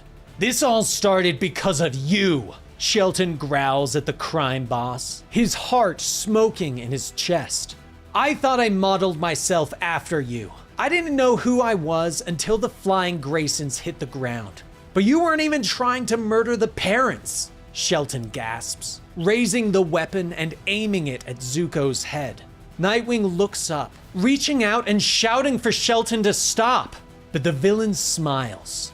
At least I get to take something else from you, Dick, he snaps. He fires the weapon. The extending arm ripped through Zuko's head and sent him crashing into the water. I get to take your justice, he says with an evil smile. Dick lays Haley gently back on the ground and stalks towards his enemy. Shelton moves quickly and takes a swing, but Nightwing easily dodges it and punches him in the face. Another attack comes, but Nightwing dodges past this one as well, allowing Shelton to crack the concrete with his fist. "Are you angry, hero?" Shelton snarls, but Nightwing shakes his head. "I'm just over it. Over you. Over everyone like you," he says. Nightwing moves in fast, hitting Shelton several times, dodging past his erratic attacks. "The self-obsessed, the greedy, the entitled," Nightwing says with a sigh, hitting Shelton again and again. Purple smoke continues to swirl from Shelton's chest. He reaches down and picks up a massive crate, but he struggles and drops it, looking down at his smoking chest. "What's wrong with you?" Nightwing asks. Shelton falls to his knees, sweat breaking out on his forehead. "Blockbuster's heart," he gasps. Nightwing moves forward. He leans down to his enemy, the man that has tried to destroy his life. "Tell me how to save you," Nightwing says simply. Shelton looks up at him in shock. "Even now?" he gasps. Nightwing nods. "Even now," he says softly. Shelton smiles weakly. His arm suddenly snaps up and he digs his fingers into Nightwing's chest, drawing blood.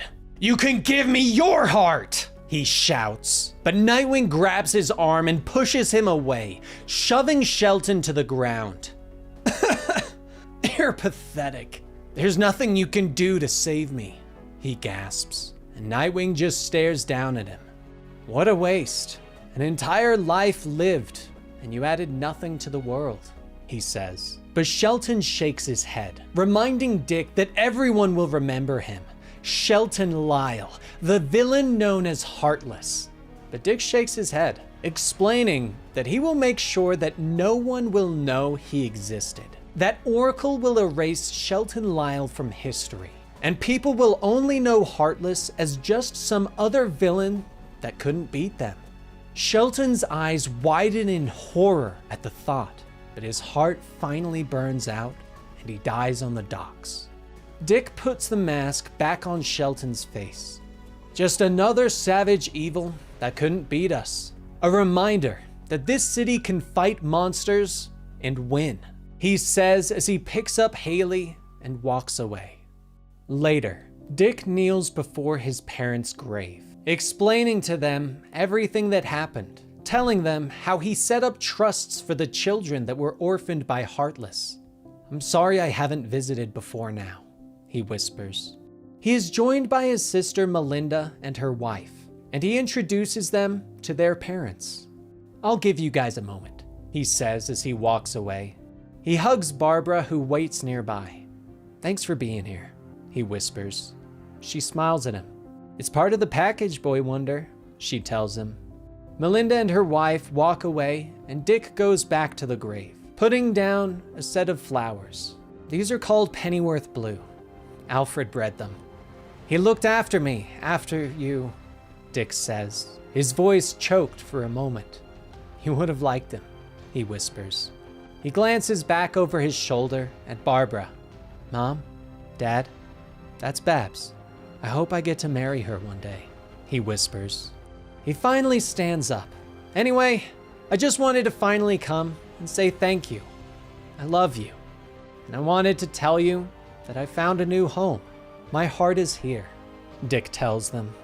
Later, Nightwing and Batgirl sit on a construction scaffolding, Haley wagging her tail next to them as they look out over the city of Bludhaven. For all its good and bad, it is their home. And that was Tom Taylor's Nightwing run. What did you guys think of this one? Where does it rank in your favorite Nightwing stories? Let me know in the comments down below. And of course, like and subscribe. It helps us out a lot.